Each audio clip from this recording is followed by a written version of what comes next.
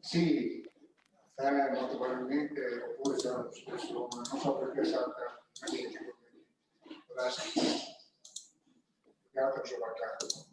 allora, dicevo questo, si potrebbe mettere, sai, come messo in sala per cose, serie di prese, 5 o 6 prese con un interruttore per conto suo. Adrian, sei arrivato? No, magari tenere quello per uno, io potrei separare. Sì, sono lì. Magnifico, perfetto. Allora, questo Zoom non conosce il codice fiscale italiano che non è inglese. Basta che non lo sappia la finanza, poi il resto va bene, non ti preoccupare. Ok, allora, grazie a tutti per essere intervenuti. Ho visto che insomma le registrazioni cominciano a funzionare. Io ho fatto vedere prima una diapositiva con gli estremi per poi accedere al sito della planning per ottenere il questionario per poi avere i crediti, d'accordo? Comunque ve lo manderò via mail. In maniera tale che lo possiate con calma avere e avere tutti i dati. Allora, la parola a Marcello Cimador, che ringrazio perché è stato lui come coordinatore della sezione di urologia pediatrica della nostra società a proporre questo argomento. And thank you very much to my friend and Paul Philippe, François Varlet and Boris Kertin, that is the presentation of this table. The discussant is Adrian Bianchi, Marcello Cimador, Giorgio Selvaggio. Now, to speak Marcello Cimador to introduce the argument of focus in pediatric urology. Please, Marcello. Good afternoon to everybody. Of course, the session will be in English language, having three speakers of English speakers. First of all, I would like to thank Mario Lima for inviting me to be one of the chairmen of this interesting session about the surgery of vesico-ureteral reflux. Today, they are with us three honored speakers, worldwide experts in pediatric urology, and therefore in the techniques we are about to discuss. In order of talking, my warm welcome to Paul Philippe from Centre Hospitalier de Luxembourg, to François Varlet from Université de Monnet de Saint-Étienne, and Boris Kertin from Charles Zedek Medical Center of Jerusalem. Thank you very much for joining us today. Today we are focusing the minimally invasive approach to the correction of vesico-ureteral reflux. Truly, to be exhaustive in this field, we should include even the endoscopic treatment by intra and subureteral injection of bacterial agent. And I would like to remind, if I remember well, that Boris Kertin was co-operator for many years of Prem Puri, one of the pioneers of subureteral treatment. Is it true, Boris? I don't hear you, Boris. Boris, unfortunately, we can't hear you. Your microphone, Boris. We don't hear you. Mario, puoi intervenire tu? Okay. Boris. Yeah. Now we listen to you, please. Okay, you can hear me. Yeah, that's true. I used to work with Prem many years ago, and you know, during my presentation, I will show you a couple of slides why we choose from time to time a different approach. Okay. I hope that in the future, Mario Lima will arrange a further session on the endoscopic treatment only. This short introduction would stress that despite of the endoscopic treatment is worldwide used in VOR management, a role for surgery still exists. With the help of our guests today, I believe it will be very important that at the end of this session, every one of us will know very well when to manage VUR by endoscopy injection and when, on the other hand, we need to resort to surgery. I hope that beside the technical aspects of procedures, we have time to discuss which refluxes and what patients are to be selected for surgery, either open or minimally invasive. Furthermore, I hope there is time to discuss which is the best timing for surgery, the advantages of each techniques, but also the costs and complications of each one. I believe that there are many topics to keep at the top the attention of the audience. Our guest speakers are surely at the top of excellence in this field. Luckily, beside me, I have two dear co-chairman friends who help me in stimulating the discussion with comments and questions. Adrian Brankin from Manchester and Giorgio Selvaggi from Milan. My welcome to you both. Questions and comments are required from the audience after each lecture. Please, you can book your contribution writing on the chat, your request or your question, if you prefer that I will read it for you. Please switch on the microphone, and I think that now is the time for starting. And I'm happy to introduce Paul Philippe, who will talking about the intravesical ureteral reimplantation. Please, Paul. Thank you very much, Marcelo. I hope that the share of my screen is working. Yes, it's working. All right, then we are ready to get started. Is a change in presentation, okay? Here we are. Okay, so my many thanks to Mario Lima and to the organizer of this session to invite me again to discuss a topic on which I have quite a long interest, which is the intravesical minimally invasive treatment of vesico-ureteric reflux and some of its related anomalies if time allows. So I think reflux by itself leads us to think about minimally invasiveness. And over the years, the major question that appears is treatment necessary and when is treatment necessary? When I was a medical student, every child with a urinary tract infection got a cystogram and every reflux got an operation, which made it one of the most common procedures that we were doing over 30 years ago. We have now learned that a lot of reflux are just a part of a problem that is much broader.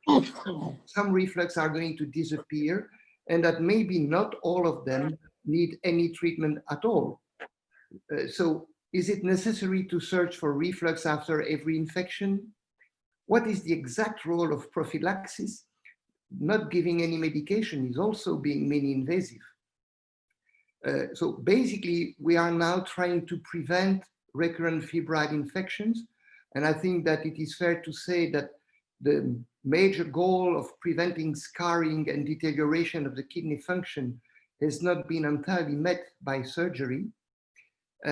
And probably another group for which treatment could be useful is those with associated anatomical anomalies. I'm thinking about ureterocele, duplication, diverticulums around. Now that once we have made our mind that some form of surgery is necessary, which one are we going to choose in order to remain minimally invasive? And if, as Marcello was saying, if we think minimally invasiveness, subureteric injection of a bulking agent is certainly the most reasonable option whenever it is applicable. And in good hands, It's a quick and easy procedure, a daycare procedure with over 85% of cure with one, and in some cases, more than one injection. So I think we should really try to get to master this procedure in order to avoid any more invasive operation for our patients. Now, it's not always applicable, especially with anatomical variation, not always successful, and occasionally a patient, more often his parents, will be reluctant to have some foreign body inserted in the body. So surgery remains desirable in some cases. Now, for a long time, way before videoscopy was invented, there was a big debate of between trans or extravesical approach. The Ledbetter-Politano technique was one of the first to be introduced. Then Glenn Anderson modified it a little bit. Lich-Grégoire introduced the extravesical approach, but it is fair to say that in the 80s and 90s, Cohen cross-trigonal or trans-trigonal submucosal tunnel was the most commonly used operation for reflux. It was done open, but it is quite reasonable to try to do it by laparoscopy, and I'm going to try to show you. Now, the main disadvantage of Cohen was the cystotomy. By opening the bladder, you made a very painful operation that required very often class 3 morphine type medication, or as was the case in my institution, the insertion of an epidural catheter for several days was accompanied by bladder spasm requiring treatment, and the scar on the bladder required some bladder catheter for several days, was prone to infection, and there was a question mark about the possible dysfunction, especially when it was done in infant, on the long term of the development of the bladder. So the need for a minimally invasive access is not just a fancy toy that fanatics are using, but something that hopefully will help the patient. So Lich-Grégoire has the advantage of not opening the bladder, no need for catheter, no bladder spasm, and one of the most common arguments is that the ureter remains in line if a ureteroscopy was to be necessary later in life. I'll show you that it is not necessary, that the Cohen is not a no-go for this type of procedure. Now, the limits could be the dilated ureters. I know that François Varlet will probably show us variation that can be used. Duplex system, ectopic implantation, and when there is a need for bilateral reimplantation.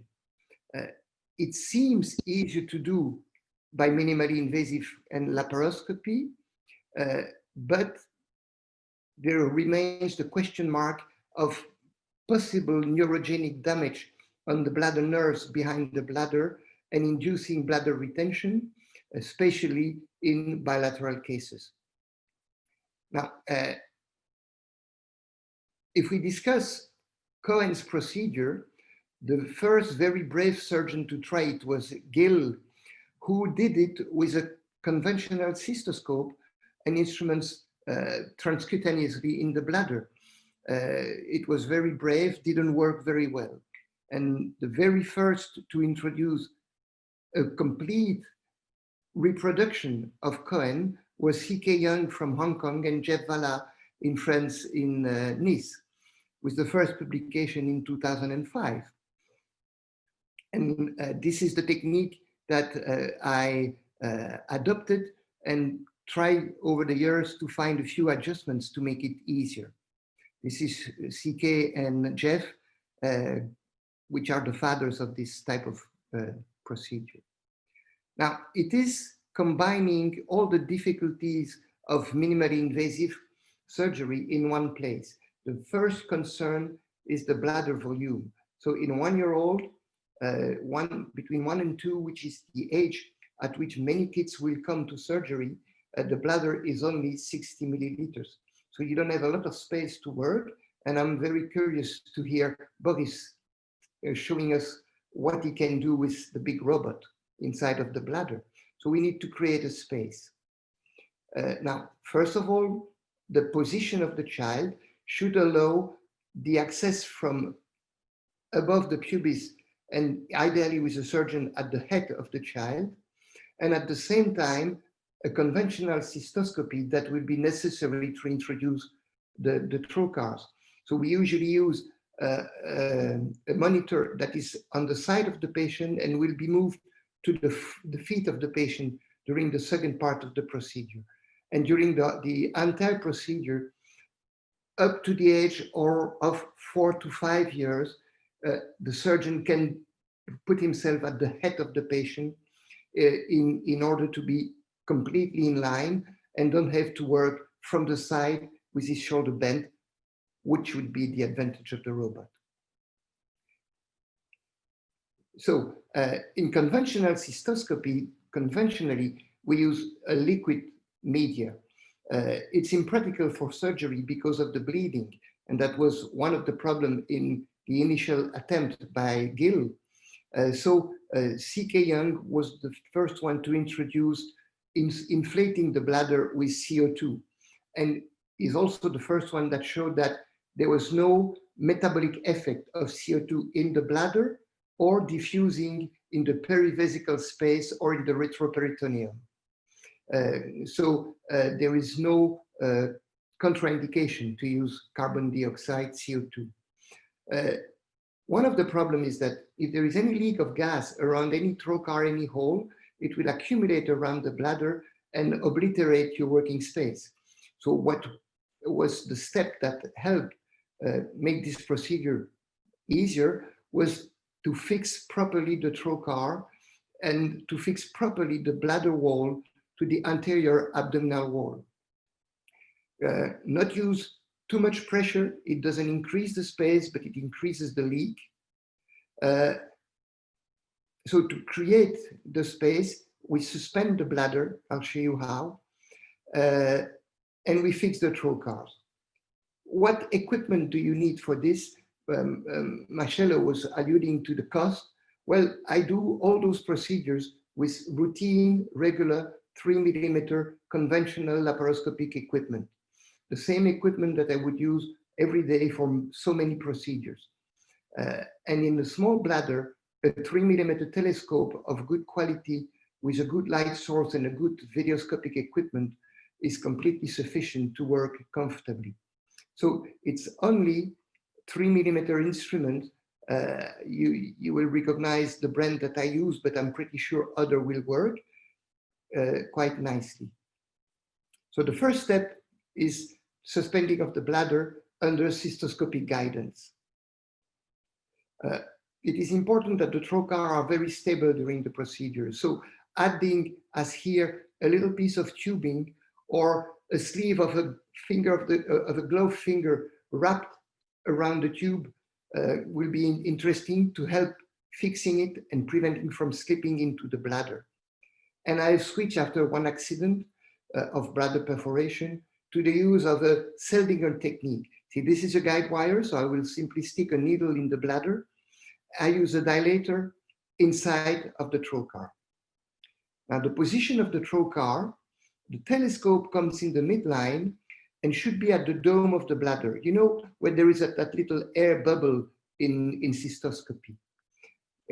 And the instruments should be on the anterior surface of the bladder, not at the side of a phalangeal incision. At the beginning, because of the fear of conversion, we would use the line of the phalangeal incision. But as Steve Rothenberg puts it, if you put yourself in the ideal position for a conversion, you will fail your laparoscopy and you will need to convert. So you need to put the trocar higher, just almost at the level of the dome, higher on the bladder wall. And they need to come on the anterior bladder wall, not too far away from the midline. So you don't want to come here, you might miss the bladder and you will be so close to the meatus that it will not work. So this is the introduction of the trocar. We are using a cystoscopy. You see that the screen is at the side of the patient. In small kits, tiny kits, you can use, this is a 2.0 Vesicle. that will go through the bladder wall, through the abdominal wall, the bladder wall, and out. When the kids are bigger, you can use this strategy. If you are familiar with the Pierce technique in hernia, Darius told me once that it is seen by this image that gave him the idea. This is how C.K. Young recommends to do it. I have two needles.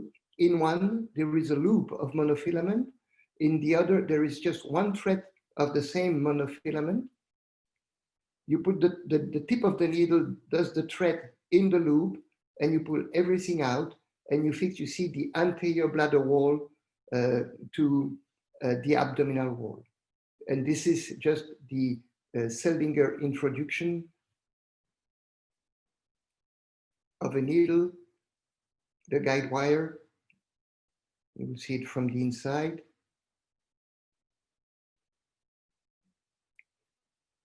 Now, with this technique of dilatation, I think I do the minimal trauma to the bladder wall because it is fully distended and it is just a needle hole that is dilated to 3 millimeter, which will allow me not to close anything at the end of the procedure. Now, that's the important fixation. Now, this is how the procedure runs.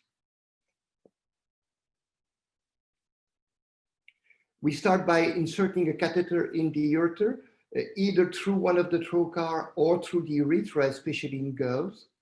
And then, just as in the open technique, the bladder mucosa is incised circumferentially around the meatus.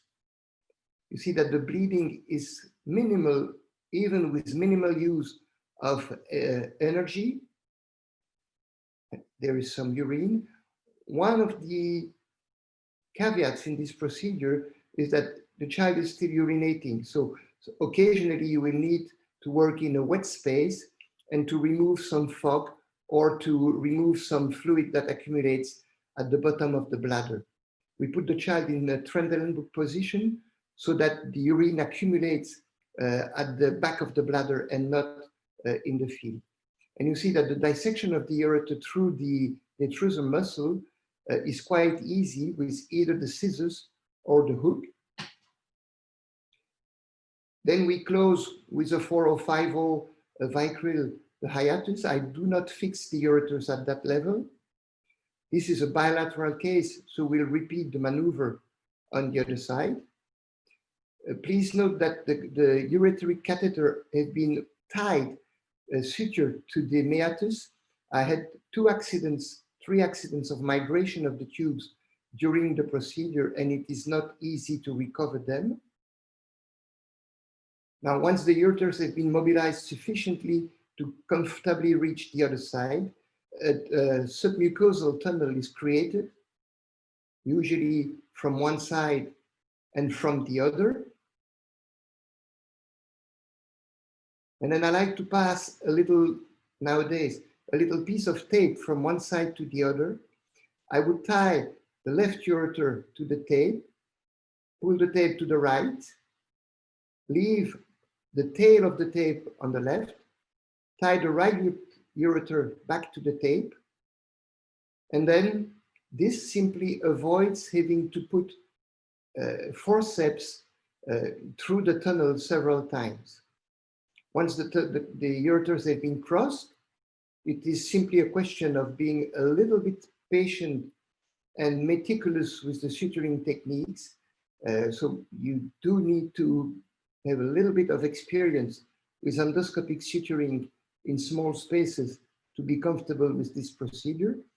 We use a 5-0 monocryl, which is an absorbable monofilament, which has the advantage over PDS to have a lot less memory and being easier to manipulate. Now, the first stitch, the lateral stitch, always take a good bite in the muscle of the bladder wall to ensure proper fixation of the ureter.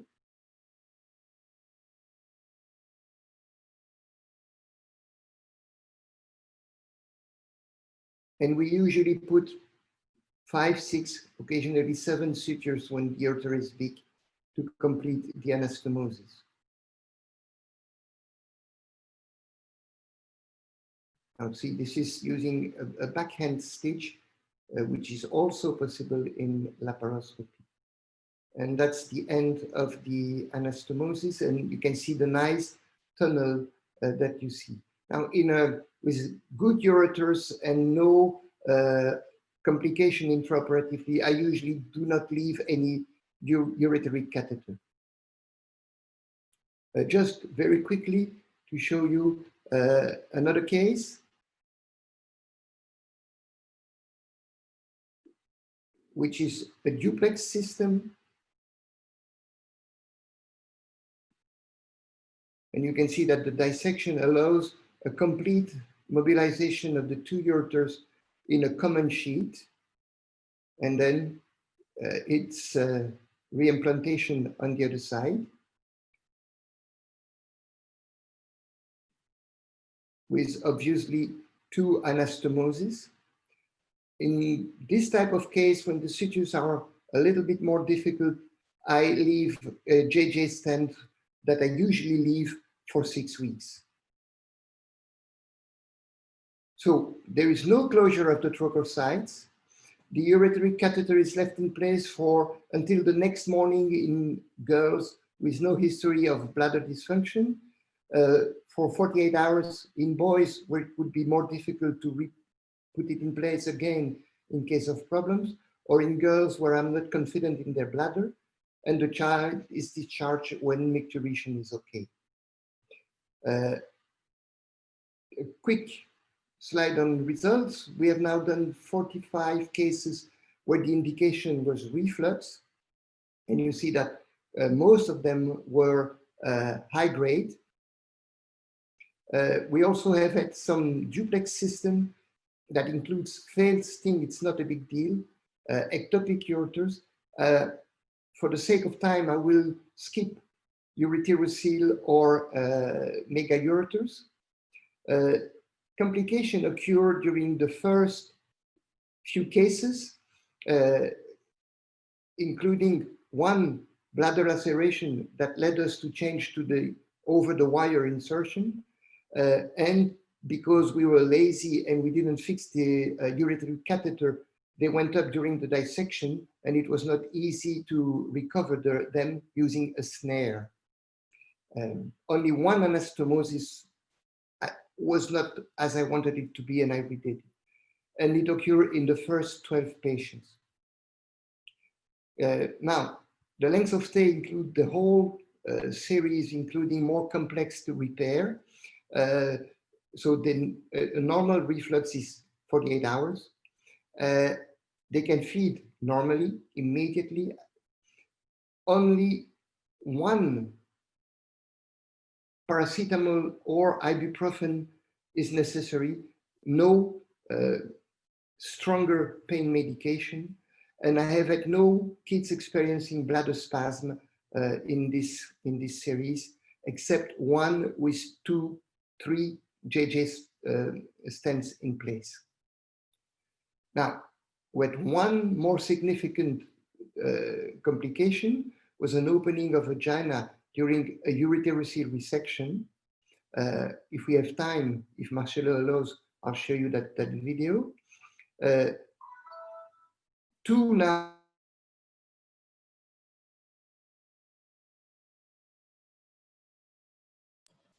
Paul, unfortunately, we don't listen to you. We have lost your voice, Paul. Okay. It's okay now. It's okay now. Okay. We can continue. Go on. Okay, it's okay? Okay, yes, okay. Yes, it's okay. I got a message that my connection was unstable, but now it's gone. So as I was saying, I had only 2 kids that had early postoperative UTIs. Both were contaminated at the time of surgery. I should have delayed them. More importantly, no urinomas. So with the use of 3mm trocars, it solved one of the issues that was, how do we close the trocar hole? The answer is, don't close them. Now, when discussing patient with regular reflux, I think if we are aiming at minimally invasive surgery, the follow-up should be minimally invasive too. In regular cases, I got the cystogram only if they got urinary tract infection in the follow-up. Only 2 got a cystogram, 1 refused it. But we got cystograms for kids with more complex situation, duplex, ectopic, megaureters, ureterocele. And in fact, we got only 1 small diverticulum after the repair of a ureterocele. And in very high grade, 1 kid with a bilateral case in which I modeled only 1 side, got on the side that was not modeled a grade 2 reflux. Okay, and in the kids with recurrent UTIs, 1 had a contralateral reflux on which I put some deflux without problems. Now, this is the case of bilateral high-grade reflux. This is even a duplex system. I modeled only 1 case, and I got this little reflux that remained asymptomatic. So the pneumovesicoscopic ureteric reimplantations allows for a better course, an excellent and easy, pain-free postoperative course for the patient, because I usually take painkillers after this type of procedures. For me, the symptomatic results, I mean, the resolution of a recurrent urinary tract infection are very good. And the cystographic results show are quite comparable to the open. Cohen's procedure claims to be between 95 and 98% of reflux resolution, which had led before the introduction of minimally invasive surgery to the to not doing systematic cystogram afterwards. I kept that in mind. In the literature, publications are between 92 and 98%, including a very recent one from Columbus, Ohio, Tayanti, who on over 140 patients had in the first 100 patients, 93%, but in the second 50 patients after this initial series, we got only 1 persistent reflux. So we are, I think, operating on kids with more severe reflux than what we were doing 20 years ago, and we still get quite nice results comparable to what was done open at a much lower cost in pain and discomfort for the kids afterwards. And this is the cosmetic results of the procedures. So the operation, well, long, especially when you do more than simply a bilateral reimplant for a simple reflux like a grade 3 is now done in less than 2 hours, in around 2 hours. When you do ureteroceles or remodeling, it's longer. Now, it's technically demanding. You need to master suturing especially. The position where you work, you have your hands like this, it's really not comfortable. And at the beginning, you need not to be patient, but stubborn. Now, for the patient, it's a big improvement. And I think it should be reproducible with proper training.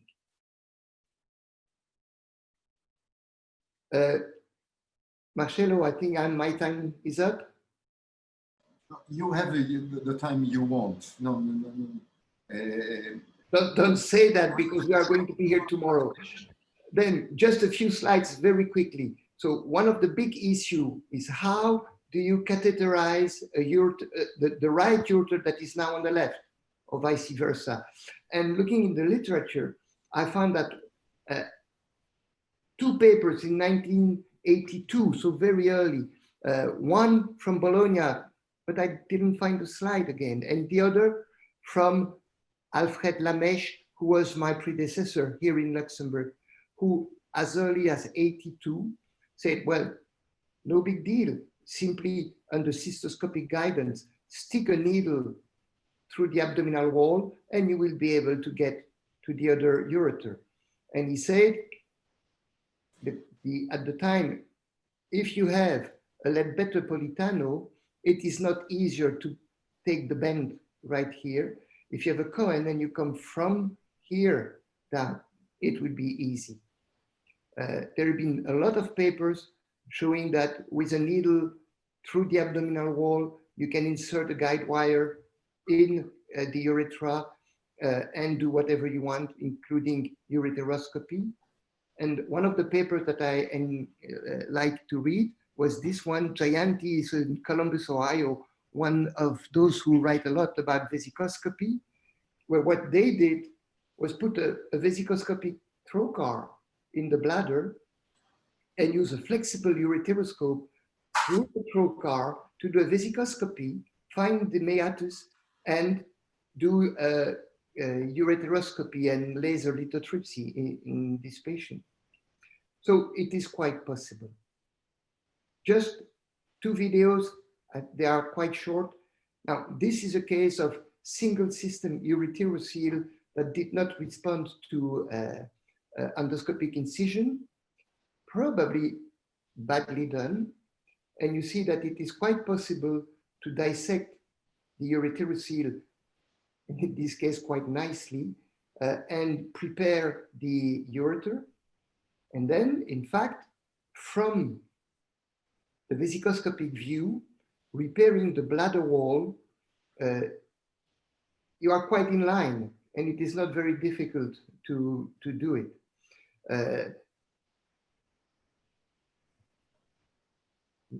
And then you just need to resect the ureterocele. You need a nice natural opening. So this is also a kind of nodes surgery, and you can remove it through the urethra and complete the anastomosis and the reimplant. Now, the surgery is a little bit more tedious in the most common duplex system ureterocele.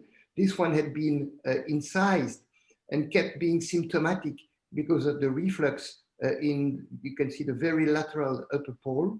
And here, as we know from open surgery, separating the ureterocele from the bladder wall is extremely difficult. There's a lot of adhesion. It's quite thin and you are very easily in the ureterocele.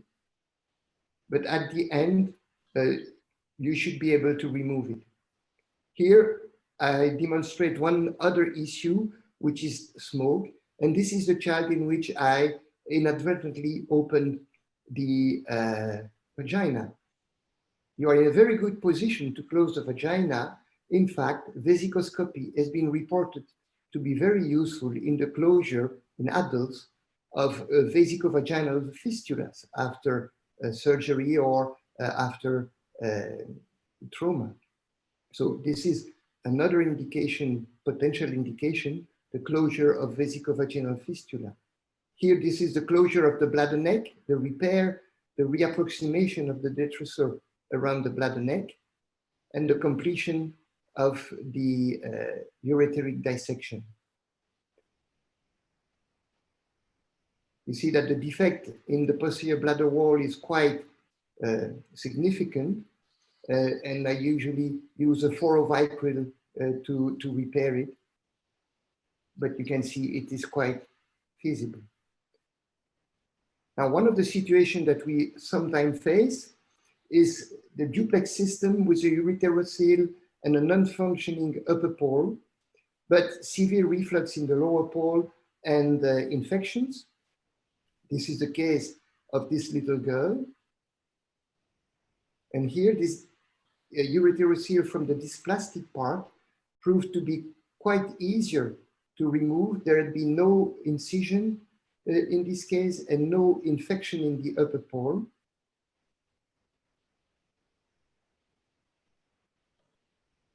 And in fact, the bladder wall here is quite intact.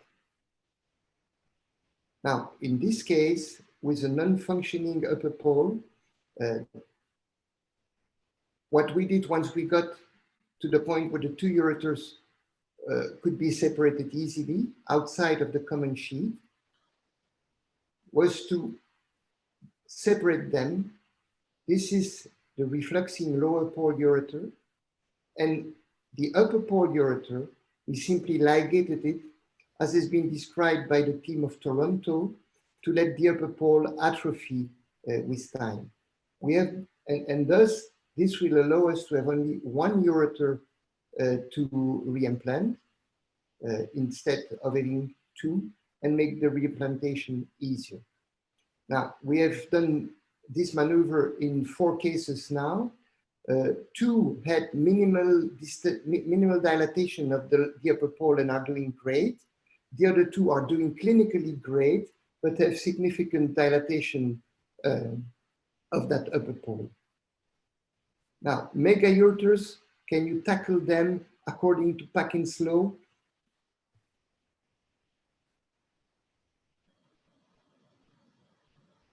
Well, we are here where the dissection of the radish tail is complete, and where we are going to arrive at the part where the ureter is it's markedly dilated. So what you can do once you have dissected it, through the urethra, you put a 10 French catheter, and you can do either application or here an excision tapering as described by Hendren. You see that the position is quite nice. You see quite well what you need to do. You simply need to be comfortable with suturing not to take too much time to do this. But ureteric tapering is feasible in vesicoscopy. Now, with this, I got very good result when the mega ureter was refluxing, when it was a grade 4 or grade 5 reflux. When it was an obstructed mega ureters, I must admit that at least 1 in 3 do not improve after this surgery and needed in 3 cases a redo. Now, I taper the length I need to have a comfortable reimplantation. I don't try to overdo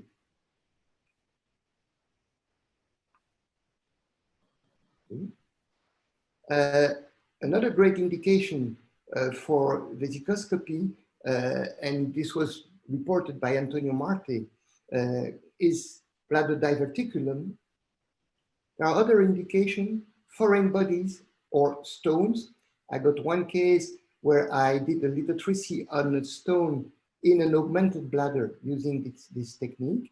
Here it was simply the balloon of a Foley catheter that needed to be destroyed. And in the adults, one of the indications they found was, you know, the bladder neck suspension techniques with slings. One of the complications is fistulization of the sling into the bladder, and vesicoscopy seems to be quite a nice way to retrieve the sling. And this is the final result that we all look for: a nice bladder with no reflux. And I thank you for your attention. Thank you, Philippe, for your very exhaustive presentation and for your very fine video. Please, can you stop your share screen, Phil? Oh. Yes. Okay, thank you. And now I call my co-chairmen to have a comment of the presentation of Paul. So Adrian, please, if you want to make a comment. Yes, thank you very much for asking. Philippe, this was a beautiful presentation of a very beautiful technique. I have never had the opportunity to do this because I'm too old and retired. One thing I can say is that it obviously requires quite a lot of skill and training in order to be able to do it. My comment is I worked with Joe Cohen here in Manchester for something like 10 years.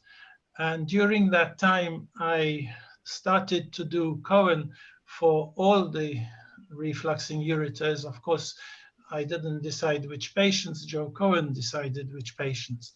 But I began to learn that the Cohen technique was not good in the big dilated ureter, because making a longer tunnel simply created obstruction to a ureter that already had difficulty emptying.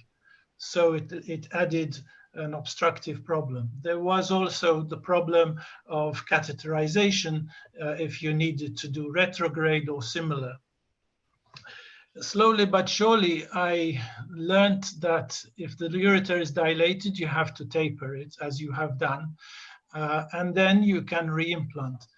Now, as time went by, I began to find that I was able to create a good base, a good muscle base, simply by repairing the muscle behind the ureter after I dissected it, just as you showed. And therefore, why did I need to create an extra submucosal tunnel taking the ureter to the other side?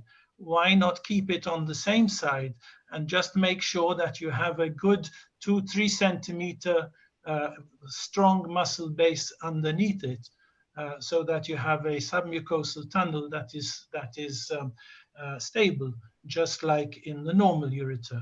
So I abandoned the Cohen completely, and I began to keep the ureter on the same side with good repair of the muscle base beneath it, making sure that I had a 4-to-1 ratio, and which meant a submucosal tunnel of somewhere around about 3 centimeters or so, 2 to 3 centimeters. So if I have a question, it is, why do you feel that you need to have the Cohen type submucosal tunnel? Why not keep it on the same side? Thank you. Thank you. Thank you. A second. If I have well understood, Bardian, you said that the Politano techniques is better than the Cohen techniques, because Politano Ledbetter techniques is the ureter, is a tunnel of the ureter on the same side from 3 to 2 centimeters, as you said. But sometimes ureter is too short for Politano Ledbetter. What do you think of the area? Well, I don't think I ever can remember having a ureter that was too short. Most of them were very long. Paul? Well, if I may, I would like to thank Adrian Bianchi for all the comments. I totally agree with you. I probably do Cohen because that's what I was trained, and by respect to my teachers. But what you described is a Glenn Anderson type of procedure, and it has been reported. And in fact, I have used it on several occasions I show you the ureterocele excision where you have this nicely reconstructed bladder wall just in line, which is quite long. And now that I told you, I ligate the unnecessary upper pole and I reimplant only the lower pole ureter, and I do it in line. It's different from the Ledbetter because the passage in the bladder muscle is the same. You simply advance the meatus along the side, along the bladder wall, closer to the bladder neck. And I think sometimes it is a bit more difficult to have enough length.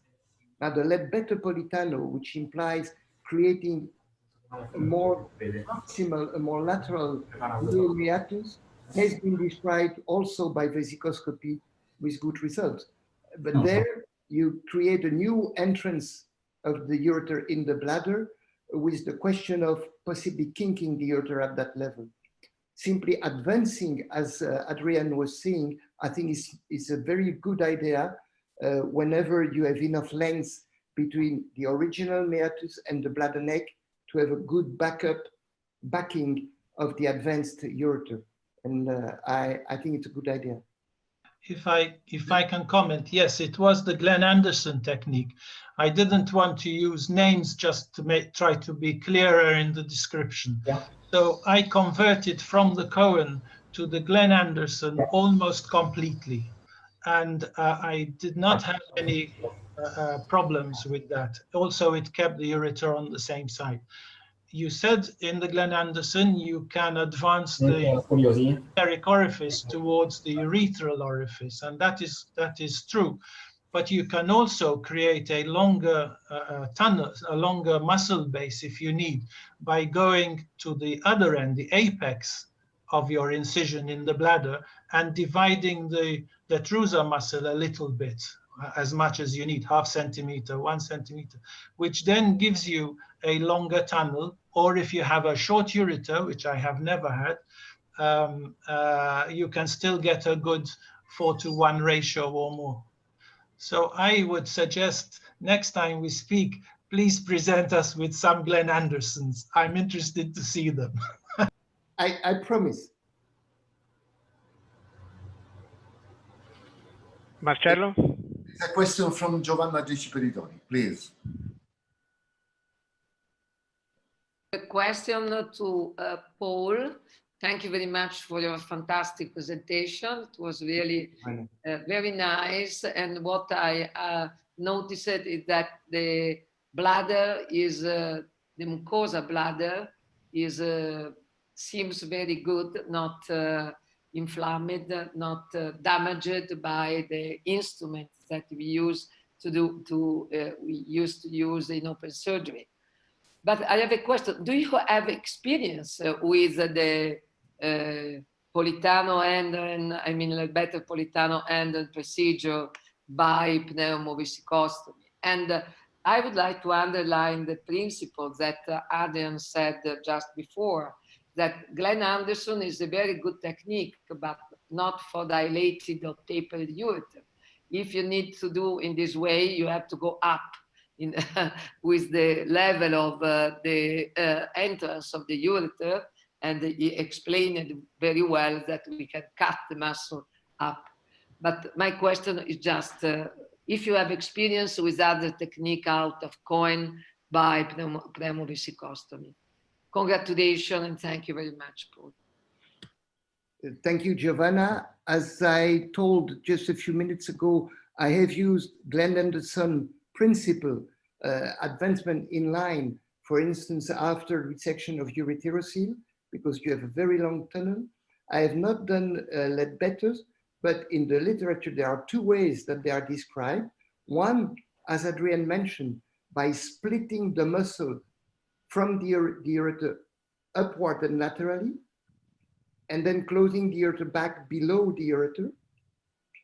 And the other by opening the bladder wall thoroughly 2 centimeters above the original hiatus and fooling around until you find the ureter and do a real Ledbetter. So this is published, this is described with good results from the papers that are in the literature. I've never done it. May I ask a question? Yes, of course. To Philip and to others as well. Why is it that we need to continue to talk about Ledbetter, Politano and such like, when we know from what you have just said that the Glenn Anderson gives very good results, even the Cohen in your hands good results, although I don't see the point in it myself. I think those of you like Philip and others who are now the experts in this area should try to give a lead to say, forget these older techniques and concentrate on 1 or 2 techniques. And that way we should have a lot better results rather than a confusion of everyone having a go at every variety of technique. Paul? I totally agree that the names, I like to use the word principle of, because everybody described his own variation on the similar technique. I think that I might consider moving toward inline reimplant whenever possible. But I also feel that we need to have several weapons in our toolbox. And the truth is, I also do Liche Grégoire, especially for undilated unilateral reflux. And I think it's important that we have many options that we can adjust what we do to the specific technique of one patient. If the distance between the meatus and the bladder neck is short, Cohen remains a very nice option. If it is better, Glenn Anderson would be nice. Depending on the size of the ureter, I think it's important to have several weapons at our disposal. Thank you, Paul. Giorgio? Prego, Giorgio, non ti sentiamo. Devi attivare il microfono. Giorgio, non ti sentiamo. Thank you for your presentation. I perfectly agree with you about minimally invasive post-operative control. And I have a question. In upper ureteroneocystostomy for very large and tortuous megaureter, the extravesical isolation is imperative. Have you a comment? Well, the best I could do was to bring 16 centimeters of ureter in the bladder from the bladder. So I think that those megaureters usually can be freed quite nicely, and you can straighten them very nicely. As I said, 16 centimeters were removed from the bladder. The question is, how much tapering do you need to do? Should you taper the whole length, or should you taper what you need to do a comfortable reimplantation? My understanding of the literature is that there is no strong data for one or the other. Making a long tapering increases the risk of devascularization. Making a short tapering increases the risk of persistent dilatation. And it's a question of balance. I do short taperings, resect as much as I can from the bladder, and taper 3 to 5 centimeters what I need for the reimplant. Okay, Paul, in your presentation, you said that one of the problems is the working area, the working space. Yes. And you refer to the bladder capacity. So, have you got a cutoff of bladder capacity in which you say that under that capacity you can perform vesicoscopy? I mean, 130 milliliters of bladder capacity is a cutoff for you or not? There is no cutoff for me. As you know, I am a general pediatric surgeon, and when I do esophageal atresia in a 2-kilo baby by thoracoscopy, I'm convinced that the space is smaller. So no, I don't mind working in the, well, the youngest were probably 4 or 5 months old, and that's not a big deal. Because the need for surgery is especially in babies in infants under one year of age. And I would like to face with you about this condition. I mean, the bladder capacity in this infant is sufficient in your experience for any procedure? Well, in fact, I would say that most infants that need surgery do not have simple grade 3 reflux. They have megaureters, they have ureterocele, they have been several times infected. That's the reason why we would do the surgery early. We always try to wait to treat them with or without antibiotics and wait before deciding to operate. So they are often quite complicated procedures. And I think the youngest was 3 or 4 months of age, and I didn't have any problems. Basically, once you are in position, you see the whole screen. and it's always the same size. Now, as I mentioned, excuse me, you really need to work yourself up from easy stuff to more complicated, but at one point, you will learn how to work in a small space, which basically means do not move your instruments, work, come back, re-grab the thread, stay in the place. But I never had the only conversion for lack of space that I could see were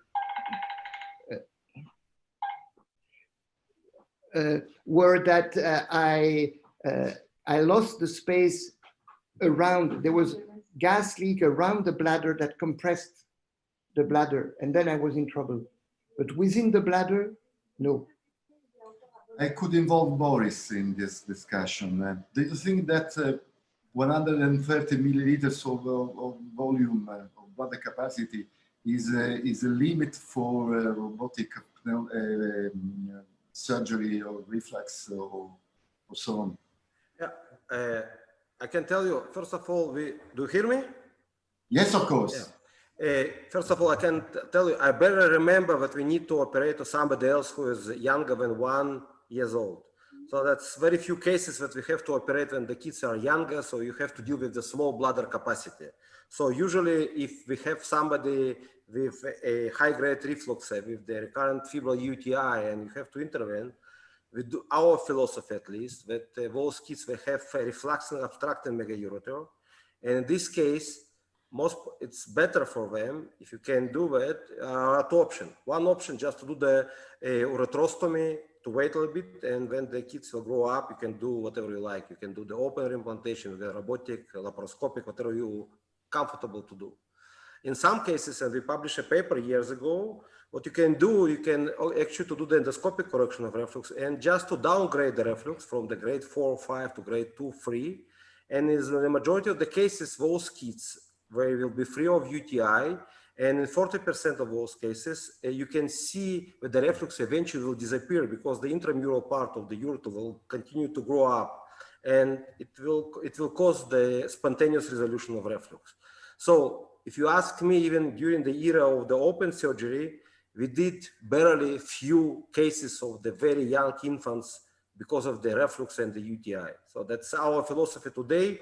Either to do a ureterostomy and to wait a little bit, or maybe to proceed with the endoscopic correction of reflux, to downgrade, even to downgrade the reflux and to see what's going on. Okay, thank you. And the last question to Paul, you already said about the gas leakage and the occupying the space very near the bladder. So I can ask you, what difficulties have you had when there is a leakage of the gas, if you have ever had this inconvenience? Well, that was during the very first few cases. And it was a discussion at the time with Jeff Valla, where we tried to use trocars with umbrellas or hinges that would hold the bladder at the same time, and they would just come out of the bladder.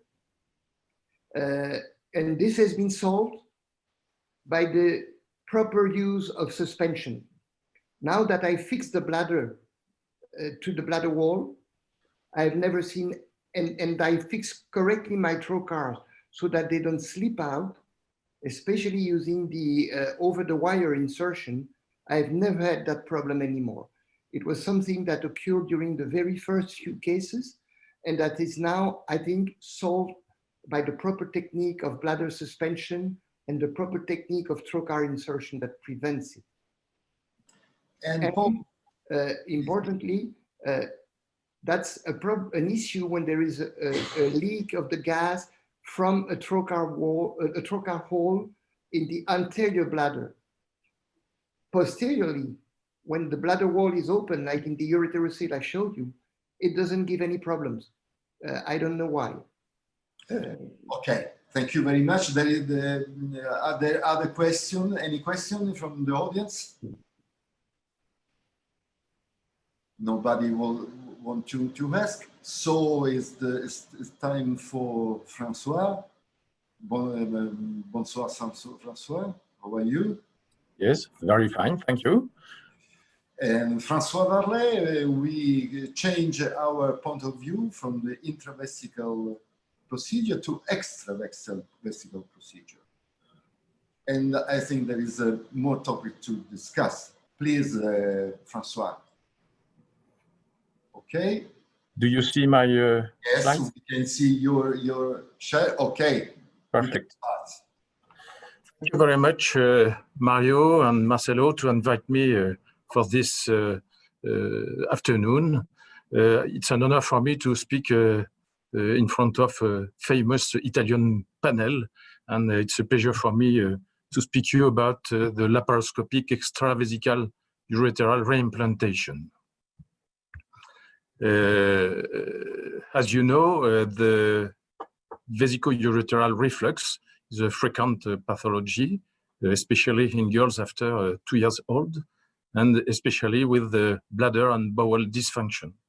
And most often, the medical treatment is usually sufficient, with a good education about avoiding drinking and avoiding constipation. And the rate of success is about around 90%.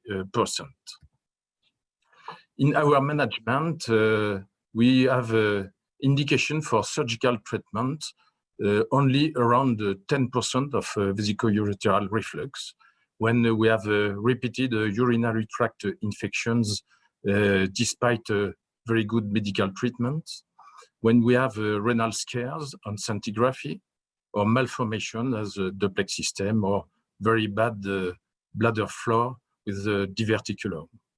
In our management, we prefer to wait 15 or 18 months before any surgical treatment in children, because we prefer to wait a good maturation of the bladder and to avoid any aggressive treatment of the bladder before this age. Before this age, the huge reflux are in the boys, and in the boys we prefer to do circumcision to avoid urinary tract infections with very good results. When we decided to do surgical treatment of the reflux, we use two techniques, the endoscopic techniques with a sting procedure for grade 1 or 2, and when the scintigraphy is good for the kidney. And we develop the minimal invasive surgery with the extravesical approach according to the Lich-Grégoire procedure. As you know, the Lich-Grégoire procedure is an approach of the posterior wall of the bladder with an extramucosal myotomy before to suture the muscle over the ureter. It's an extravesical, but not a true reimplantation because we have no deconnection of the meatus.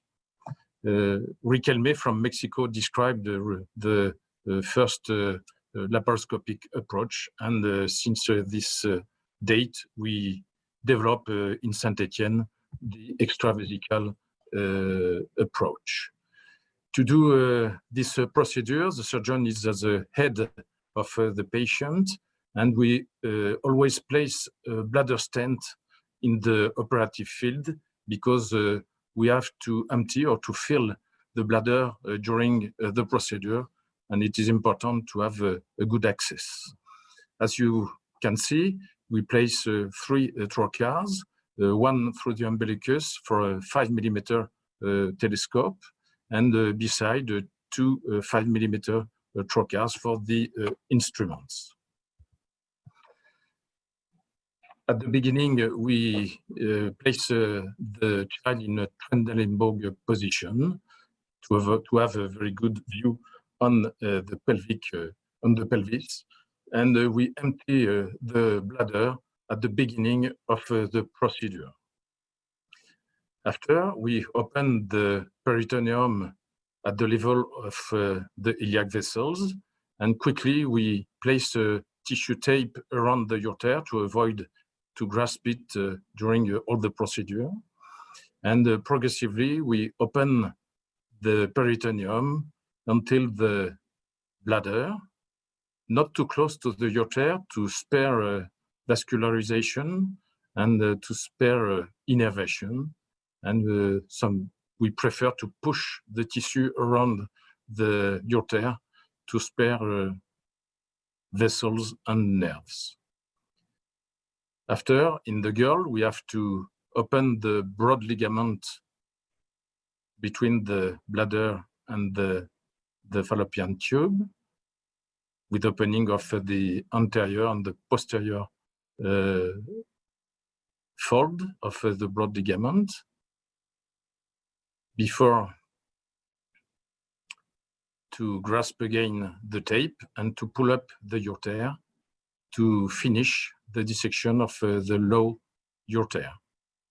And keep in mind, because in this area we have a lot of nerves, bladder nerves, and we have to spare their nerves to avoid bladder dysfunction in a postoperative period.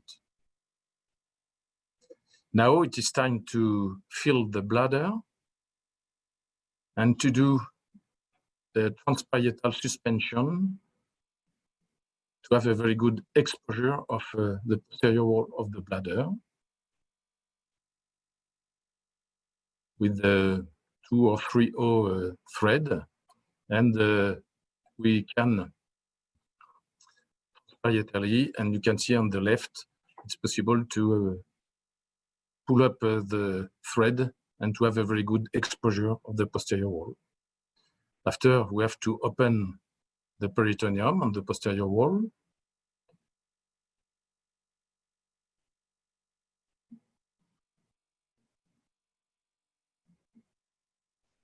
And you can test to check the ureter is correct. And now we have to open to do the myotomy. After small coagulations, it's possible to cut. And it's very important to have a filled bladder to see very well the mucosa, as you can see here, just here in the blue color. And progressively, you have to do coagulations, and you can cut the muscle, every muscle fibers, and you can see the cutting of a small one. And you have to pull up again the ureter to see the good direction of your myotomy. And it's better to do coagulations, because sometimes you have bleeding like this, and you have to stop and to do hemostasis with the bipolar forceps.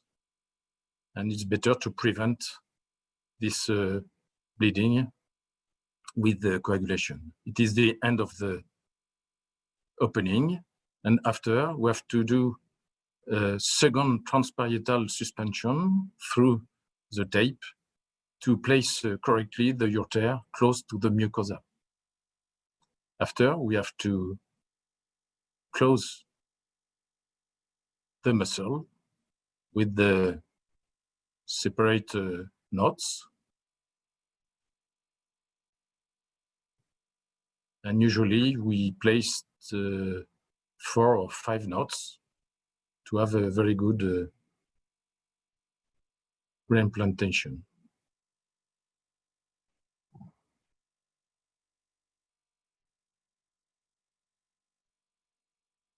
And at the end of the procedure, we have to check the point of entrance of the ureter and the bladder, large enough, and you can remove the different suspension.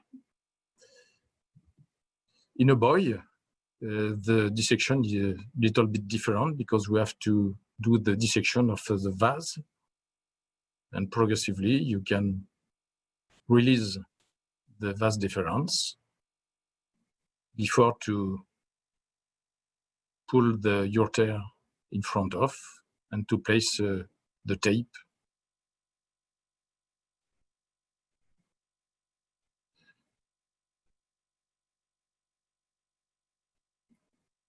And after, you can finish the dissection progressively. You can cut peritoneum, but you have to avoid, again, any nerve dissection, any nerve cutting. And you can see at the end of the procedure. Keep in mind to the dissection, especially for the mucosal dissection, if you are too aggressive, you have a risk of opening, of tearing of the mucosa, like this. If you have tearing, it's possible to grasp the hole and to place a loop around. And with this trick, you can continue your procedure without a problem.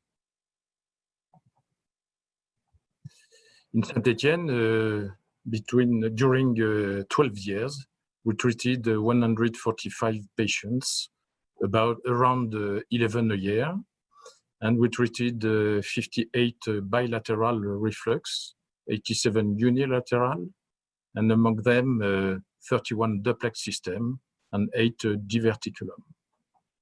We treated by Lich-Grégoire procedure, grade 3, 4, or 5, and in 2 cases we have to do a tapering for a mega ureter. The mean renal function was around 30%, and we treated 10 children treated before with a stent procedure, but with failure. For bilateral procedure, we treated 37 bilateral Lich-Grégoire procedure, and we had no paresis, but in 4 boys, we had a short bladder dysfunction with urinary retention, and we placed a bladder stent during 1 day, and after the evolution, the postoperative course was very good. But we had no paresis, no long-term paresis. In 21 patients, we treated grade 1 or 2 reflux by endoscopic injection, and the other side with the Lich-Grégoire procedure. We had no conversions, and 1/3 of the patients were treated by fellow or resident with a senior. It's very interesting to sometimes to do another procedure during the same time, and especially it's possible to do partial or total nephrectomy before to do the reimplantation for the reflux. You can see the mean time of the procedure, and around 2 hours in the bilateral cases. For me, the postoperative course is amazing. And you can see at day 1 after bilateral procedure, this child, only with the paracetamol at day 1, no bladder stent, normal urines, and after bilateral procedure, it's possible to go away at day 1. But with this very good postoperative course, we developed the day case surgery in 15 unilateral cases with a good success. We had a few complications, especially 2 ureteral leakages in the beginning of our training, because at the beginning, we didn't use tissue tape around the ureter, and we grasped too much the ureter, and we had 2 leakages with peritonitis, and we have to redo the procedure. We had no long bladder paresis, as I told you, and I think it's very, very important to remind the anatomy of this area, because you have a lot of bladder nerves around the low ureter and in the lateral part of the bladder. And I think you have to do myotomy medially, it's rather than laterally, to avoid these bladder nerves. You have to avoid coagulation, in this part. And we had 8 failures from the 145 children with a rate of success of 94.5%. The follow-up is around 6 years. In these failures, we had always a new pyelonephritis, urinary tract infection with fever. And we treated this failure by one open Cohen, in 3 cases, stent procedure, in 2 cases, a redo laparoscopic Lich-Gregoire procedure. And we can see a failure of the myotomy because we have 2 knots above and 2 knots beneath the ureter. And you can see the rate of success. With this extravesical approach, we tried to have to keep the advantage of the stent procedure with a few scares, only 3 small scares. To keep the ambulatory surgery, and it's possible, especially in unilateral cases, and to keep the postoperative comfort, and you can see this amazing postoperative course. And we try to keep the advantage of the Cohen procedure with the very good rate of success, and we had around 95% of success. And I think it's important for me to leave the meatus in the good position, and after, in adulthood, it was possible to do endosurgery easier. According to the literature, it's possible to do Lich-Gregoire for unilateral reflux by laparotomy in day case surgery with the same good results.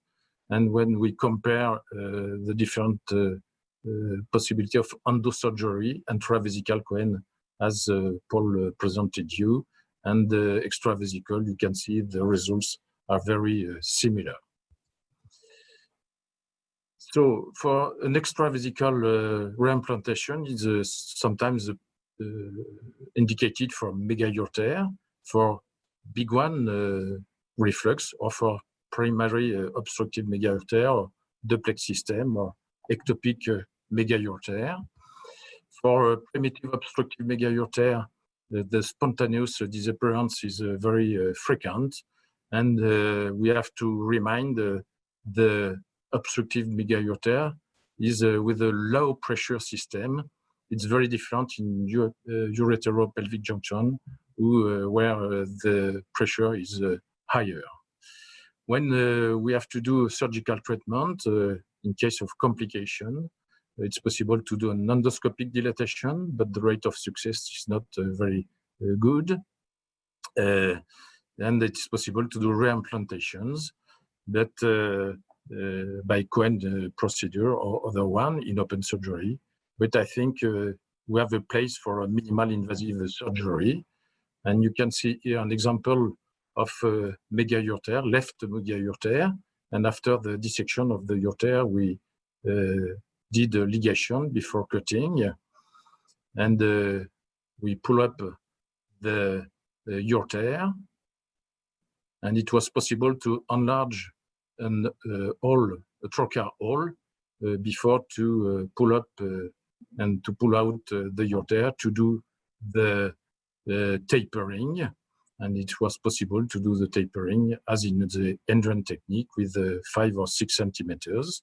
And we check the proof of the suture. We place double G stent before to pull down the ureter and the double G stent. And after opening of the bladder mucosa, we place the double G stent in the bladder before to do the anastomosis between the ureter and the mucosa. And the bladder was prepared as a Lich-Gregoire procedure, and it was possible to stitch over the lower ureter to do the anti-reflux procedure. Now, it's also possible to do the tapering inside. And here is an example of partial resection of the ureter on 6 centimeters. But Girolamo and other friends told me it's not necessary to do long tapering, and it's possible to do 3 or 4 centimeters. And in 2 cases, we treated the mega ureter with the tapering with only 3 or 4 centimeters long. And we have good results. But here's an example of the Indran technique. And after removing of partially the ureter, we did the suture. To facilitate this step, we have to fix the ureter transparietally to have a very good exposure of the ureter. And after, we did the anastomosis between the ureter and the mucosa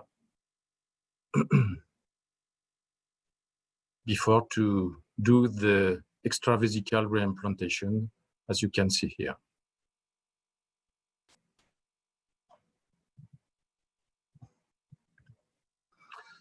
In a ectopic mega ureter, it's possible to do exactly the same procedure with the intraperitoneal approach and extravesical reimplantation.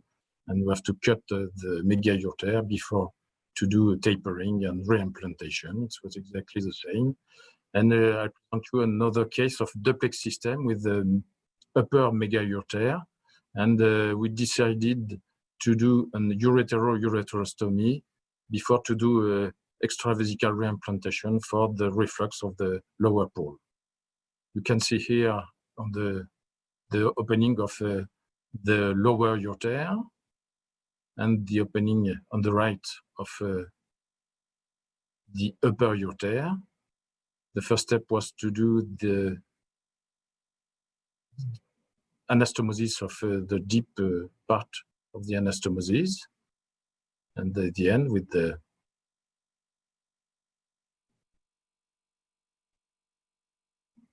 stop of the running suture.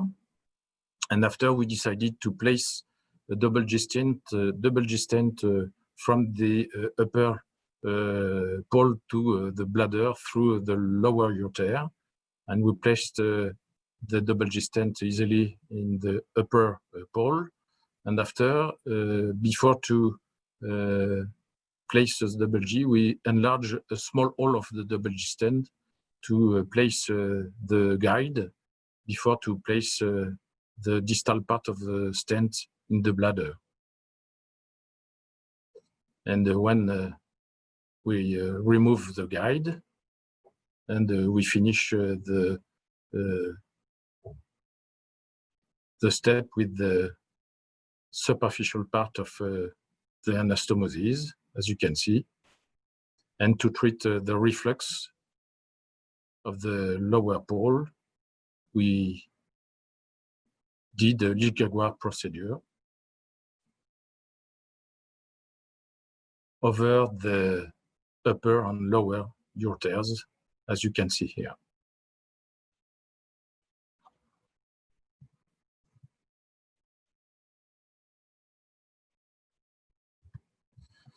We treated 11 mega ureters. It's not too much, with 9 tapering and only 4 intra-abdominal, 5 intra-abdominal, 4 extra-abdominal. And we did 2 ureterostomies. And we had good results in 9 cases and 2 failures in a primitive obstructive mega ureter with new infections. And we treated the remaining reflux by redo Lichgagoire with good outcome. And in one case, the kidney was very bad, and we did a nephrectomy. But of course, we have a very small cases, and it's impossible to conclude. But I think it's probably a good way for the future. To finish, I would want to conclude with the advantage and disadvantages of this procedure. The extravesical approach is very easy, and we have a larger workspace. It's possible to associate other procedures, and especially partial or total nephrectomies. We have an amazing postoperative course, and we never place bladder stent at the end of the procedure, and we have a very good comfort after this surgery. Day surgery is possible, and we develop for unilateral, and our rate of success is very good. The disadvantages is when you have a ureterocele or large diverticulum. I think it's a very good place for pneumovesicoscopy, as Paul showed you. For mega ureter, the problem is a challenging technique because it's not so easy, and the surgeon has to be has a very good training before to do these procedures. For bilateral Lisch-Grégoire procedure, it's debatable because sometimes we have a urinary retention, but it's a very short retention, and we had never long-term bladder paresis because we spare very cautiously the innervation around the bladder and with a medial myotomy. And I think it's very important to remind this anatomy to avoid this kind of complications. But I think it's possible for bilateral to do the procedure. And for mega ureter, probably Boris showed us, will show us the advantages of the robot, because probably for this challenging techniques, the robot is probably very useful. Thank you. Grazie mille. Thank you, Francois, for your very nice presentation and fine video. And the procedure in your hands is very fine. Adrian Bianchi is with us. Please, Francois, can you switch off your share screen? Okay. Adrian? Okay, well, thank you for asking me again. I have only admiration for these techniques. They seem quite complex, but you make them quite simple. And it's interesting to see that we are moving forward in different ways. I have one comment which I think is important, and it is in relation to the mega ureter and tailoring. We have to remember why it is that we need to tailor. What is the reason to tailor? The reason, as I understand it, is that we want to leave the least amount of residual urine hanging about in the ureter. Because that, if we leave a lot of urine in the ureter all the time, which is not a normal situation, then there is an increased risk of infection. So one important reason to tailor the ureter is to reduce the residual volume. The next important reason is any organ, even the bowel, that is dilated may peristalse but does not propulse. It is unable to push the urine through. So another reason to tailor is to reduce the diameter of the ureter to more normal proportion in order to allow the ureter to function as normal in creating a propulsive movement. It's very important, therefore, when you are deciding to tailor, that you do the maximal length of ureter possible in order to keep the volume that you leave behind above the tailored section as small and as least as possible. It is possible to do it as part of the Glenn Anderson intravesical approach. And I think from what you show, it is possible to do it as part of the Lich Gregoire or even robotically. But we need to consider and remember why we are doing these procedures. So when you say 4 centimeters, 6 centimeters, what is the reason? I am saying to you, the reason to tailor is to make the ureter as normal as possible for function and to reduce volume. Therefore, you need to do the maximum length possible. Thank you for your comment. For me, the tapering is very important to have a good anti-reflux procedure. And it's very important because it is, if you have a large ureter, you have to do a very long tunnel. And with the reducing the diameter of the ureter, it's possible to have best anti-reflux procedure and short. And after, if I agree with the function of the ureter, the mega ureter, it's not very good, but if you to be efficient, you have to do tailoring of all the ureter, and I think it's too aggressive. And for me, the results are not dependent from the length of the tailoring. I would stress that after the comments of Adrian, that is very, very interesting. They were pathophysiological reasons of why to tailor the ureter as very, very nice. But I would like to remember to remind that there is a rule. I mean, the tunnel must be length 5 times the diameter of the ureter. So if you have a ureter that is so large, the tunnel can be adequate for the anti-reflux mechanism. Yeah. Thank you. I would like to comment on that point. I wanted to make it before, but I didn't want to carry on talking all the time. I agree entirely that it is very important to have a good tunnel, whichever 4-to-1, 5-to-1, but not too long.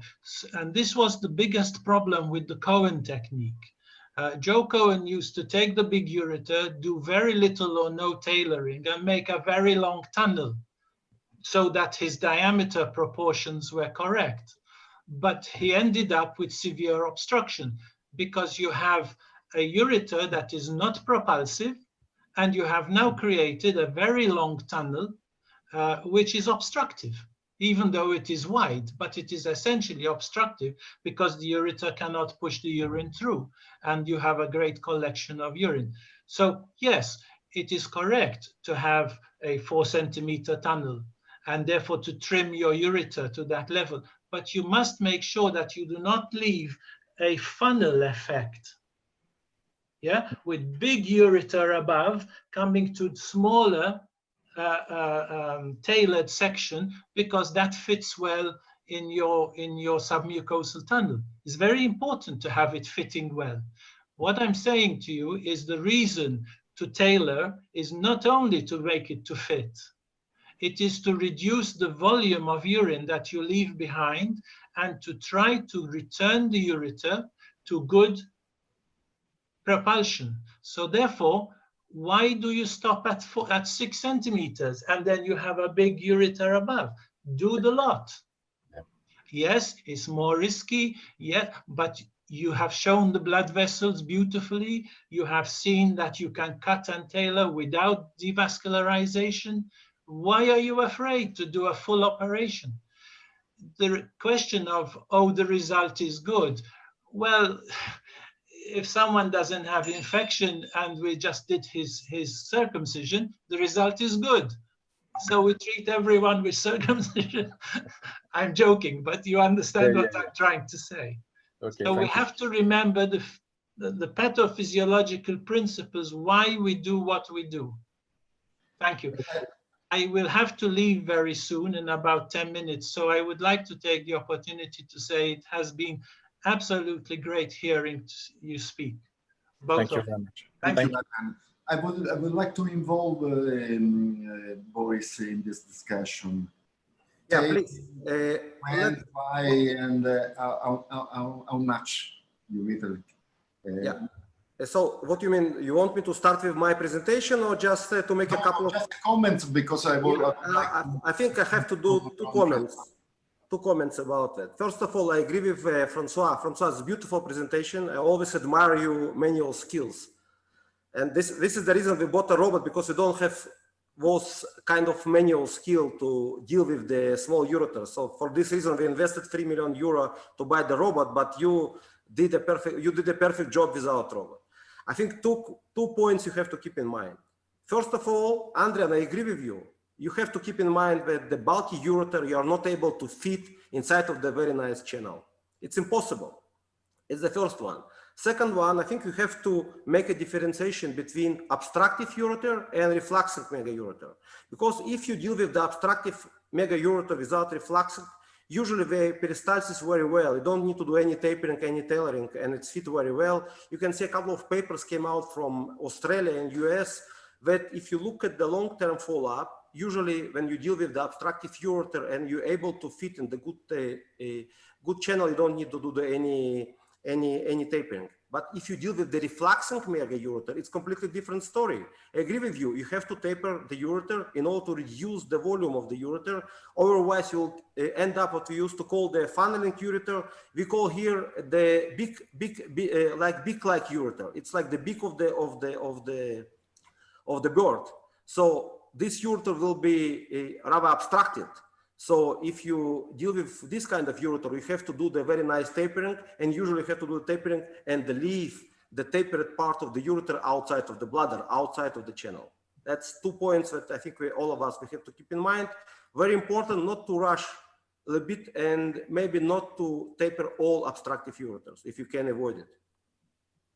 Thank you. Thank you, Boris. But I want to involve again Francois, because you in your presentation you show the problem about the neurovascular bundle, and I congratulate with you. You have no palsy of the bladder, but the problem is a real problem, especially when you start in your learning curve with Lesch Gregoire. So I can tell you the problem of Lesch Gregoire are the ureteral injuries and the use of cautery and the dissection. What do you think about the real danger to handle the ureter? Is it real or is only because the literature say that 10–15% have the bladder retention after the procedure? I mean bilateral procedure. What's your comments about Francois? Yeah, we have to keep in mind the dissection of the end of the ureter, because it's very important to spare the nerves. I think in unilateral procedure, it's not a problem if you injury a few nerves, but in bilateral procedure, I think it's most important to be cautious for this dissection. And I think, and we treated 37 bilateral with just 4 urinary tract, urinary retention. More and more, we are cautious with this dissection of the end of the ureter. Can you define that this is a limit of the procedure? No. Boris, can I ask you the same question? I mean, the neurovascular... Yeah, that's, first of all, I will show in my presentation how we can avoid the injury to the, what we used to call the dorsomedial plexus, and avoid the injury of the bladder. So I agree with Francois. So I have seen Francois doing this technique, so not just on the movie, in the real life. So it's not kind of it's not the animation, it's a real one. So if you use the technique like he's using, if you do the same in our technique, doesn't matter, you do it robotically, openly, or laparoscopically. If you don't use the diathermia, if you don't do any cautery over there, it's very easy to avoid the injury. And if you don't go deeply inside to the UVJ, so you are able to avoid the injury. But again, I will tell it in my presentation. I think you have to avoid the bilateral cases, especially in the beginning of your learning curve. No need to jump straight away to complicated surgery. Start with the unilateral one, get used to the environment, get used to the anatomy of the place, and afterward you can proceed with the bilateral cases, especially if you can see while during the unilateral one, you have a very low incidence of the urinary retention and very transitional one. So that's, I think this is the way how you have to deal with these cases. Thank you. But Boris, Giovanna remind us the Laplace law for the ureter. Please, Giovanna. To add just a lot of congratulations, but I underline that the ureter has not to be too large, also to have a normal propulsive activity. And the Laplace law is the law. Giorgio? Which is the mega ureter? Slightly wide ureter. The simple ureteroneocystostomy is necessary. It is necessary, or simple dilatation. The real mega ureter is a very wide and tortuous ureter with a severe kinking. First step is isolation. I preserve the vascularization. And the second step is remodeling. So two types of mega ureter. I agree. And I think it's always possible to begin with the endoscopic dilatation. And if you have a failure, it's possible to do a surgical procedure. My two last questions to Francois about the procedure. One is the intraperitoneal leakage of urine. Leakage? Intraperitoneal leakage of urine. Yeah. And then it is possible to make a channel too tight that this is obstructive for the ureter. Please, Francois. Yes, when we had intraperitoneal leakage, we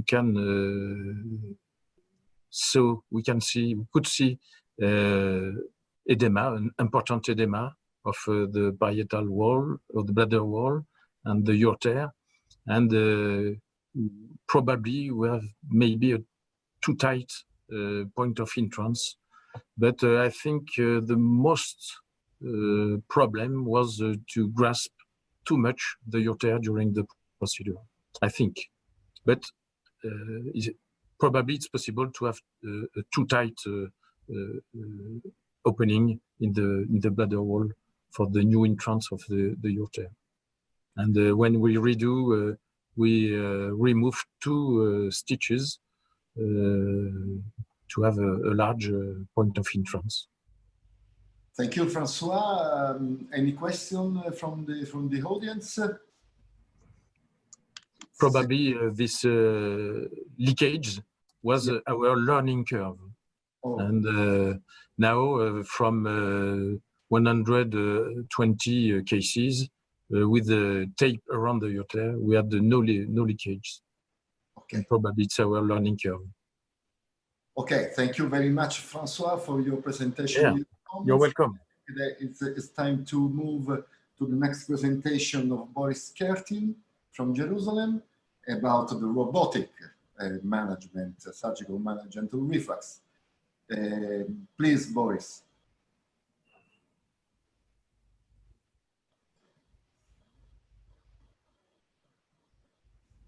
Boris, we can hear you. Could you see my presentation? Yes, yes, okay. we see and we listen. We hear you. Okay, wonderful. Prima volta, grazie mille per l'invitato. Sempre piace prendere attività con il simposio di chirurgia italiano. Mario, grazie mille per l'invitato. Marcello, grazie mille per insegnare per tutti. Passerà in inglese per conoscere per tutti. Okay? Yes, of course. François, and thank you very much, Paul and François, for the possibility to debate, to share with you our experience. Again, it is a pleasure to be here and to see how we can all, sorry, say again, why it doesn't work? Okay. Now, it is not very easy to defend robotic reimplantation in nowadays. So that's it. Much easier for me to defend the robotic assisted pyeloplasty, because today it's only one procedure which was efficient and safe as the gold standard as open or classical laparoscopy. So I'll try to make my case during this presentation and try to show you why we can move forward and do the robotic reimplantation. First of all, I'll start with the different angle. You know, I'm the chairman of the Department of Urology, not just the pediatric, also the adult one, and I'm in charge of the residence program. Today, in Israel at least, you are not able to hire a good resident if you don't have the robot in your place. Because every resident who is coming for the interview, the first question or the second one, which you've been asked, do you have a robot, and could I gain some experience with the robotic surgery during my residency program? Because afterward, the majority of the Israeli residents go into the out to states for the fellowship training, and without any initial experience in robotic surgery, it will be very hard to find the position for the fellowship, especially in oncology. So for this reason, I think every good program in Israel today have a robot, and without robotic equipment, I will not be able to hire even the good resident in my place. So this is one angle. So another one, why we have to move to do the robotic surgery? As Paul said in the beginning of his presentation, he would like to see how Boris will justify the case to use the big robot for very small kids.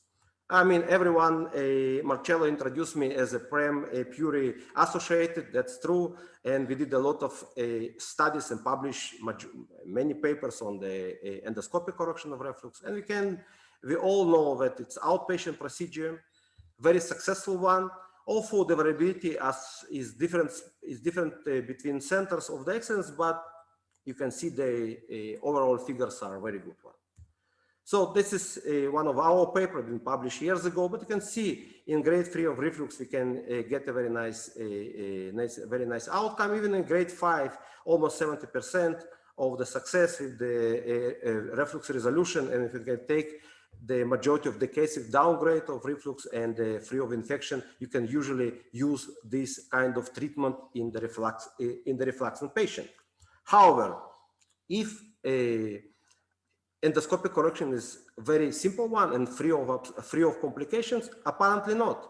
We published this paper a couple of years ago with Nicola Capozza group from Bambino Gesù, and we demonstrated when if you deal with the high grade of reflux, we will deal with the presence of obstruction reflux in mega ureter or inflamed bladder mucosa. You usually end up with the very big complications like obstruction, and you actually turn the simple surgery, outpatient procedure, to the very complicated surgery. We call it Via Dolorosa. It can end up with a couple of operations, and sometimes it's very hard and very difficult to deal with the obstructed ureter as a result of the use of the bulking agents. So we have to be very careful when we apply this so-called simple procedure to everyone. So what is the history of the laparoscopic robotic assisted extravesical implantation?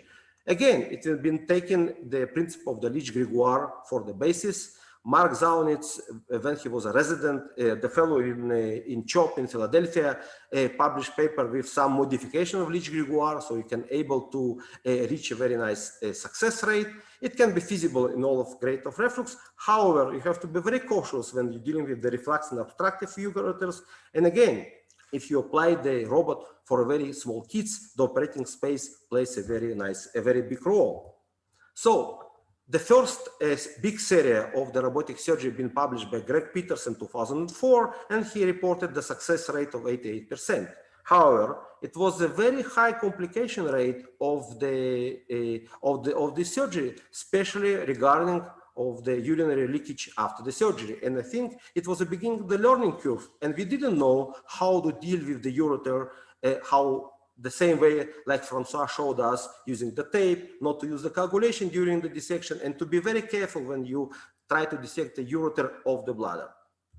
So let's see what are the contemporary series of the laparoscopic extravesical implantation. And this one was published in Journal of Pediatric Urology 2 years ago. I think it's the biggest series so far of laparoscopic extravesical implantation utilizing the robotic facility. It dealing with 200 cases of a reimplantation. The majority of the authors coming from the Center of the Excellence in the United States. And you can see here that they did almost 200 cases, and the ureteric complications were very rare, and it was very similar to the series of the open surgery published before. And again, the success rate was very high, 94%, especially with the kids with the grade 3 and 5. So the authors of this paper concluded that extravesical robotic-assisted extravesical reimplantation could be very successful in the hands of the majority of the surgeons. So those two following papers are meta-analysis, and you can see here robotic-assisted laparoscopic versus open reimplantation, and the authors again concluded, reviewing the majority of the papers which have been published in the last years, that there is no difference in the success rate between laparoscopic, robotic and open surgery. However, the short complications in laparoscopic surgery were higher than the open one. And again, we shouldn't brush it aside, because I think, again, the people are jumping very early to the surgery and they don't know how to deal with the ureter and trying to do this surgery in the beginning of their learning curve. And as a result of that, we have a very big complication rate for the beginning. Now, this paper actually reviewed and compared head-to-head the cases of open and robotic reimplantation, and we showed that the operating room charges were high for the robotic surgery. However, the low hospitalization rate, the low admission rate to the ward was actually equivalent, actually downgrade was operating the hospital charges, and the clinical outcome were again identical for both groups. This paper actually didn't show the difference in the number of the complications between two cohorts, the laparoscopic, the robotic surgery, and the open one. But again, those patients been treated in the last 5-7 years, and I think that the authors they already gained a big experience in robotic surgery before they started this study. And again, this is the very last paper we published in Pediatric Surgery International. Very nice, excuse me, very nice meta-analysis. And you can see here, it's very nice, very interesting figures. Just have a look at this row. You can see the number of the robotic surgery increasing every day. You can see it's much more cases done with robot compared with the laparoscopic surgery. And again, the mean age of the patients with the robotic surgery were significantly lower compared with the laparoscopic one. However, they also did more cases, the grade 5 and the bilateral cases. At the same time, the surgery duration was significantly higher in the robotic surgery, and the success rate also wasn't different between the robotic and laparoscopic surgery. At the same time, the complication rate also was the same. However, it took much more time to do the unilateral cases. It took much more time to do the bilateral cases. And again, the time for the discharge from the hospital was higher and was longer in the robotic surgery. So it's very interesting figures. Again, it summarized the experience in the last 20 years. And maybe if you can, if you tailor this data and will take the papers on the robotic surgery in the last 3-4 years, you could see the difference between the outcome 20 years ago and outcome today. And I'll show you how we, during our, I would say, very short experience with the robotic surgery, gained some confidence. And today we're doing case is much more complicated rather than 4 years ago. This is our placement of the trocar for this surgery. Again, we are lucky we have the Da Vinci XI. It's a 4th generation of the Da Vinci. You can actually dock this robot to every kit and the very small one, and you don't need a big operating space to manage this robot. And it's very nice, it's very easy to dock it. And it took to my team to dock the robot today, maybe between 5 and 7 minutes. So that's in terms of the docking time, we are shortages very, very nicely. This is the position of the patient in the operating room. And you can see we use this mattress, the red mattress, which actually avoid the sliding of the patient from the table. You can see this is the position like Francois showed us before. And this is the console of the surgeon over here. And this is the operating cart, and the nurse is coming here. Usually we dock the robot in between the legs of the patient, so it's much easier for the assistant to fill out the bladder during the procedure. So a couple of small things regarding the anesthesia. We work as a team, and since I'm working also at our hospital, it's a private one, so that's much easier to deal with the anesthesiologist, because it's like time sharing between us. There is no access to the patient during the surgery, so you have to keep in mind, you have to keep the long inhalation tubes. In the beginning of learning curve, you have to put 2 lines, otherwise it's very hard to get to the patient during the procedure. You can't move the table during the procedure, so you have to set up all of the things before the docking. We use combined anesthesia in all of our cases with low dose of Caudalie-Mo, very nice anesthesia for those kids. They don't have any pain during the 24 hours at all. No Acamol, no paracetamol, nothing, no NSAIDs, and just starting to walk like 2 hours, 3 hours after the procedure and doing very well. In those big kids which are not able to do the Caudalie-Mo, we do the ultrasound guided contractus lumborum block. Works very nice, and one of my residents just prepared the paper on this topic, and we are going to submit it to the Journal of Pediatric Surgery. And we do mark and infiltration prefascial space before the trocar insertion. When you dock the robot, it's very solid. It can cause the pain inside of the trocar site, so it's very useful if you can infiltrate the marker and you can avoid any pain after the surgery. So a couple of technical points which Francois showed up. I don't want to, to stress your attention again, but again, this is the place is very important. This is the place, the dorsal medial plexus. If you avoid this section over here, you definitely can avoid the urinary retention after the procedure. It's very important to do it. And it's Gundetti pictures I just borrowed from him. You can see here, this is the ureter on the tape. The plexus over here, this is the UVJ, and plexus over here. You can see the electrode over here. So if you don't go deeply over here, you definitely will be able to avoid urinary retention, and definitely your patient will be able to pee straight away after the procedure. So that's very important, not to go deeply inside of this place. That's, if you do that, you actually can end it up very nicely. Again, a few points. I know that Francois, you don't do that. But we do, if you do the Lich Grégoire, but I'll show a different technique, but if you do the Lich Grégoire, usually we do this kind of incision over here. So you can put the stitch. I learned this from the guys from Cincinnati when we did published a lot of series of extravesical replantation. I think this is I forgot the name of the guy who did this modification, but if you do this one, you can actually put the anchoring stitch over here, here, and here. So if you do that, you can avoid the sliding of the ureter from the channel, from the submucosal channel. In this case, you can avoid the failure of the procedure. So when we do the robot procedure, we do the same, exactly the same. You put the anchoring stitch over here. I think it's very helpful. And with the manual skill that you have, guys, you have no problem to do that. So this is, let's see how it works. This is one of our movies. You can see the bladder is full. We can easily dissect the ureter. You can appreciate the vas deferens over here. We cut the ureter over there. It's obstructive mega ureter. It's very nice. It's no problem whatsoever to cut it. And you can see it's very, very easy with the robot. No ergonomic. You don't need to be stubborn. So you have to. It's very easy to do the submucosal channel. You can see the mucosa very nice over here.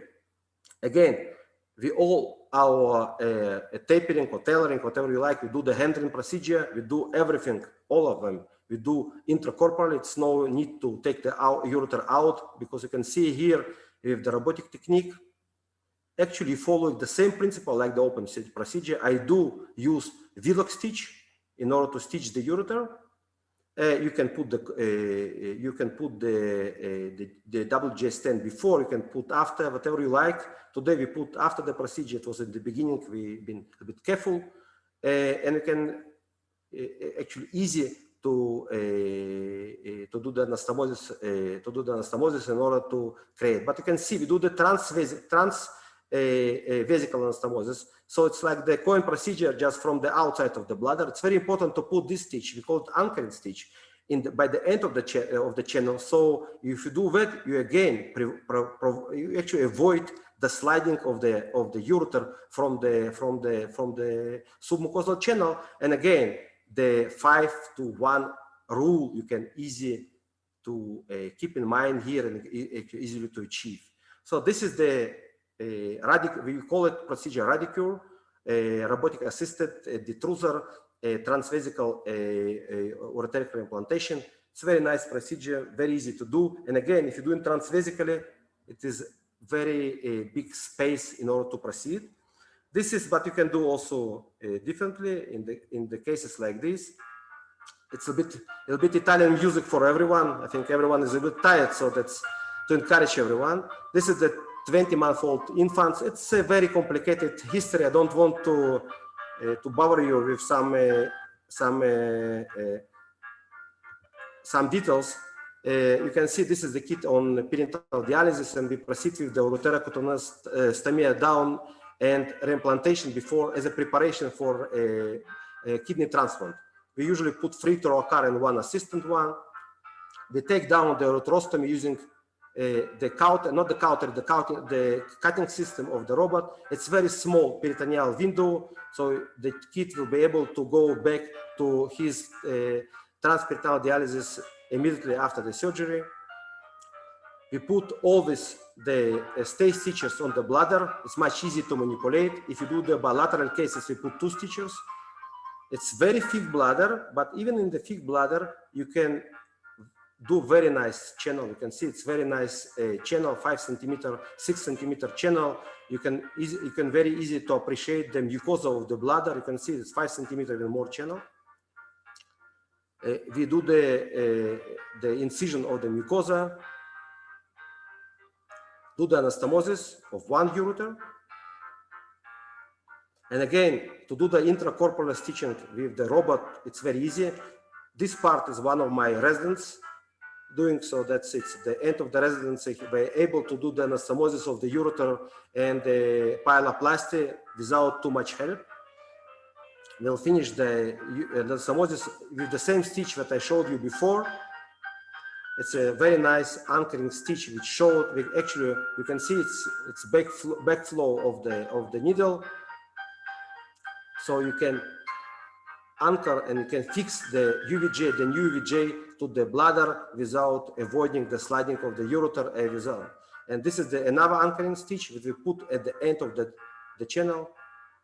I do use, like Paul told before, I do use the Maxon OPDS, much easier to manipulate while you're doing the robotic or laparoscopic surgery.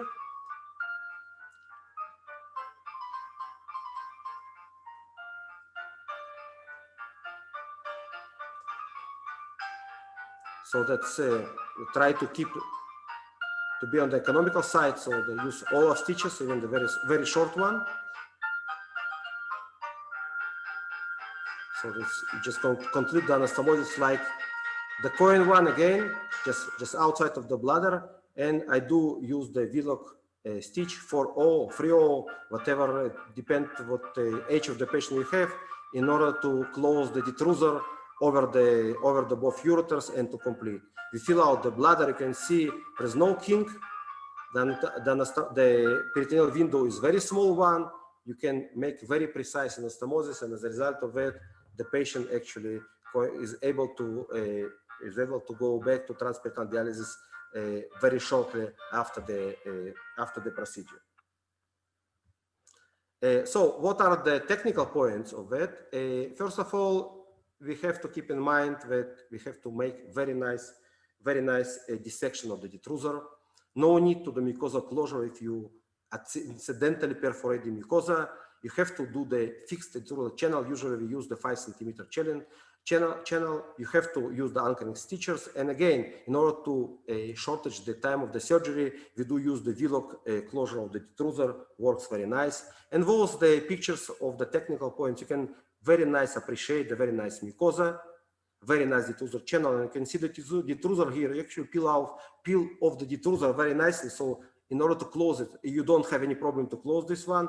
Again, you could use the V-lock stitch in order to close the detrusor. And again, you have to leave here very nice window in order to avoid any obstruction at the end of the channel. Because one of the problems with the extravesical implantation, when you have to dismember the ureter, you have to leave here the very nice window in order to avoid the obstruction. So we don't have any problem to use 8 millimeter instruments. You have much more ability to do it during intracorporally. Don't use bilateral cases. Don't do bilateral cases in the beginning. You'll end up with a lot of disasters, and you have to rightly choose your patients. Well, this is the paper we published with some group in the beginning of this year. This is our area. I think we started to do a lot of cases very recently, that we gained a lot of experience. You can see this is our cases, obstruction, reflux and obstructive megaureter. We have 8 patients after obstruction after using the bulking material. We did 8 intracorporeal tapering, 3 bilateral cases. We did take down 7 cases of takedown ureterostomies with subsequent reimplantation. 2 common shift reimplantation. 1 patient ended up with the grade 2 reflux after obstructive megaureter, and we easily cured this reflux with the stent procedure. So what are the take-home messages? First of all, as I told you before, guys, don't do this procedure in the beginning of your learning curve. Otherwise, you'll be very disappointed to see a lot of complications. So the number of the cases will be increased. You will see that the more and more centers will do the robotic surgery, because it's much easier to teach your residents. And if you don't have a big volume of the cases, even in the small volume of the cases, it will be easier to teach your resident how to proceed. The direct cost, it's very unfair to compare the cost of the robotic surgery, because it's varying from country to country. But again, if you're able to send your patients home very early, if you're able to get from the Ministry of Health DRG price for this surgery, you'll be able to actually save a lot of money for your hospital, because we send those patients on the following day home, less than 24 hours. If you do the DRG, and in my place, we can apply this technique, the robotic surgery, for different, we call it the new technology. Actually, the hospital will gain a lot of money while you're doing this procedure, especially if usually takes you not too long. Today, unilateral case takes us between 1 hour 20 minutes, 1 hour 40 minutes, including the docking time. When you have the 4th generation of Da Vinci XI model, it's much easier to do it. I agree with you. If you have SI or somebody has a S, it's very hard to do this surgery in the young kids. But if you have a new generation of Da Vinci, it is much easier to do it. So just to conclude it, there is a place for a robotic assistant laparoscopic reimplantation in our surgical armamentarium. It shouldn't replace other cases. It shouldn't be your first robotic surgery. Keep in mind the surgical steps.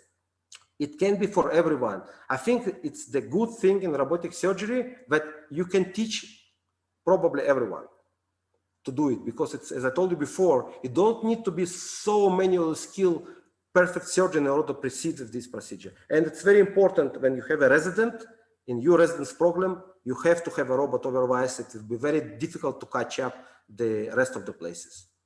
And thanks so much again. Hopefully everyone will stay healthy without any COVID, any Corona, and hopefully Mario, next time we'll be able to meet in Bologna, not by Zoom, but in the real life. Grazie mille per tutti, stai bene. Thank you very much, Boris. Yeah, dear Kertin, Boris, also for me is It's a pleasure to have in persona in Bologna and not by Zoom. But in this moment, it's very difficult. I know. I am very happy to see you by Zoom because you regularly with Francois, with Paul Philippe, Giovanna, Marcello, come in Bologna for the master meeting. And for me, it's a very pleasure. I hope that change, and I hope that is possible. Now, for the information that we have, I think that is impossible, probably change in the summer of 2021. Hopefully. Okay. Excuse me, Marcello, excuse me. Thank you very much, Boris, for your very exhausting and fascinating presentation about robotics in ureter implantation. But I would involve Mario about with a question. What do you think about difference?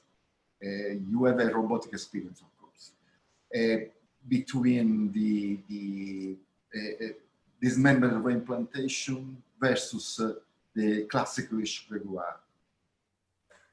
Mario. Yes. Is it easy in the classical-ish Gregoire because you don't manage the ureterovesical junction? Really, I think there is not the problem of easy. The advantage of extravesical reimplantation for me that is easier with the approach with the robotical technique because it's possible to see and don't touch the structure with the robot approach. Is that don't touch the bladder and don't touch the trigon. For this reason, for me, and I prefer the extravesical approach. Really, there is the problem of bilateral reimplantation because Francois said very well what is the problem. But I think that if the approach is possible to do with the robot, there is no problem with the, because it's possible, don't touch the bladder innervation. This is my opinion. I don't know. What you think, Boris and Giovanna, that have experience of robotic approach? But I would involve in this moment Francois. Francois, dismembered reimplantation versus non-classical-ish Gregoire. Your opinion?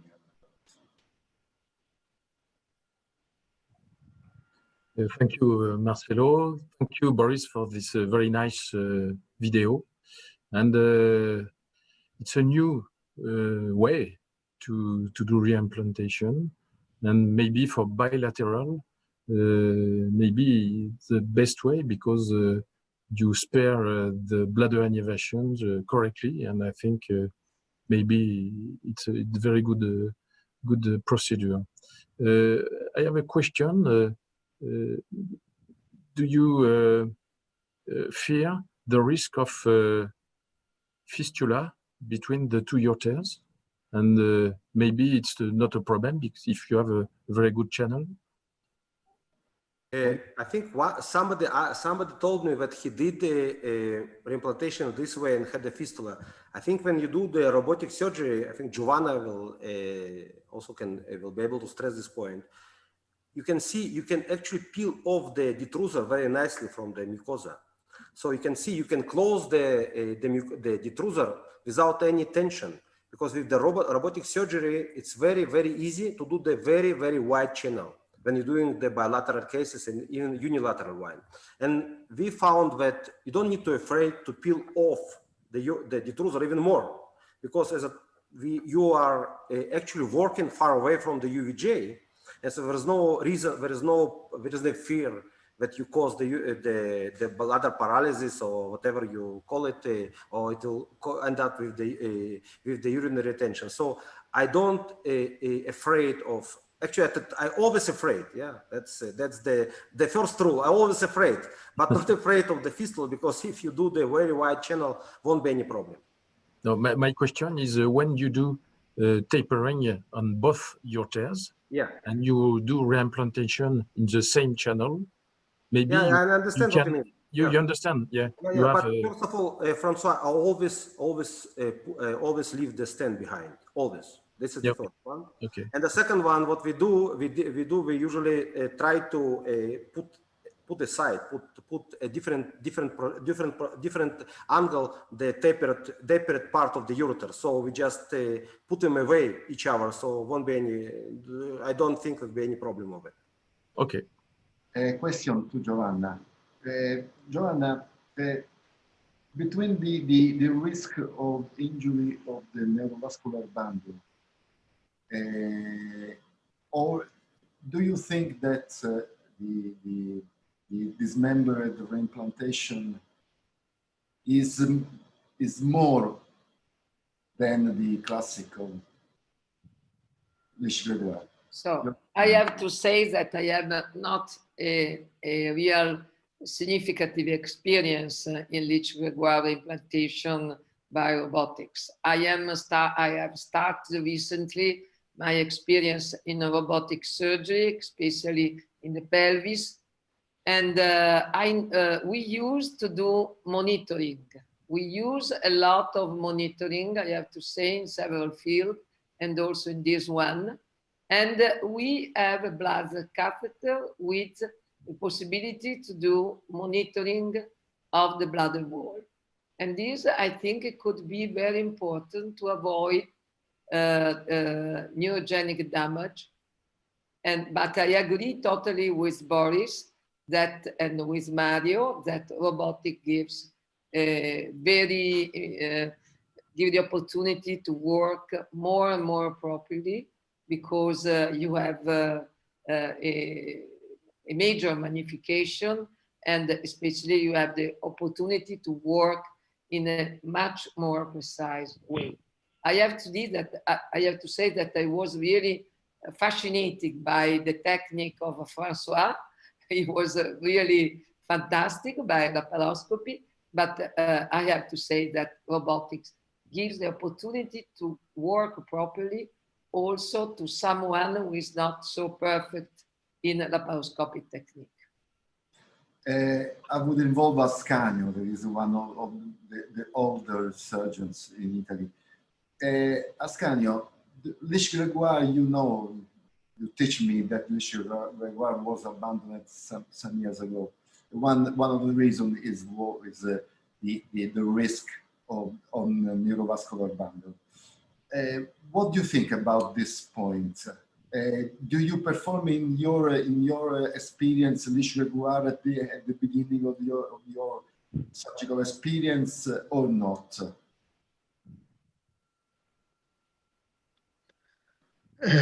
Unfortunately, I have not a direct experience with this technique, and I can say nothing about this. Okay. Giorgio, your opinion about? Il microfono, Giorgio. Giorgio, il microfono. I have not experience in leash gregoire open and no in laparoscopic or robotic.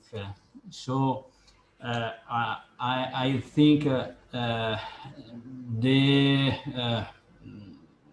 reimplantation in selected cases is the better solution for the boy, for the case.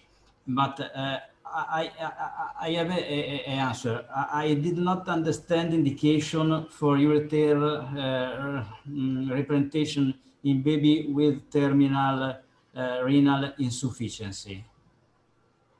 Boris? First of all, I showed this video just to show that we can do also the ureter takedown and to do the reimplantation. because we do one of our policy that we have a kit with the obstructive mega ureter, and you have to intervene surgically because the ureter is obstructed, and you have to do something when the deterioration of the renal function or kidney, or the kidney is fully obstructed, and the kit is very small one. We usually do the ureterocutaneostomy and we do the ureteric implantation at the age of 3 before we'll take off the diapers. This kit, it's a very interesting story. First of all, in Israel, the waiting list for the kidney transplant, it's pretty long.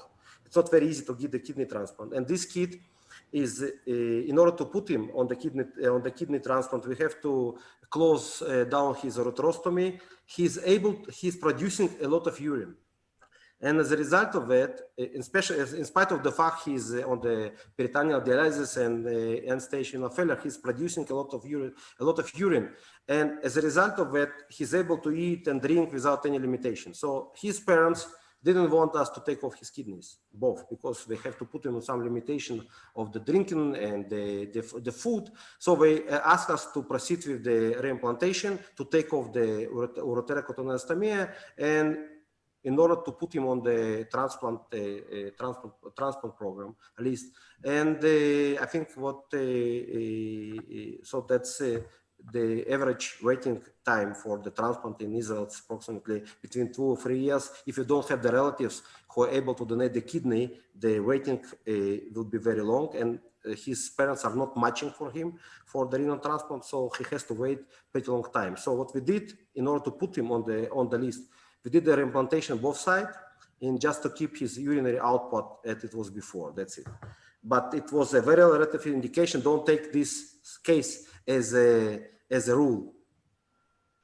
Okay, thank you, Boris. The last Marcello? Mario, please.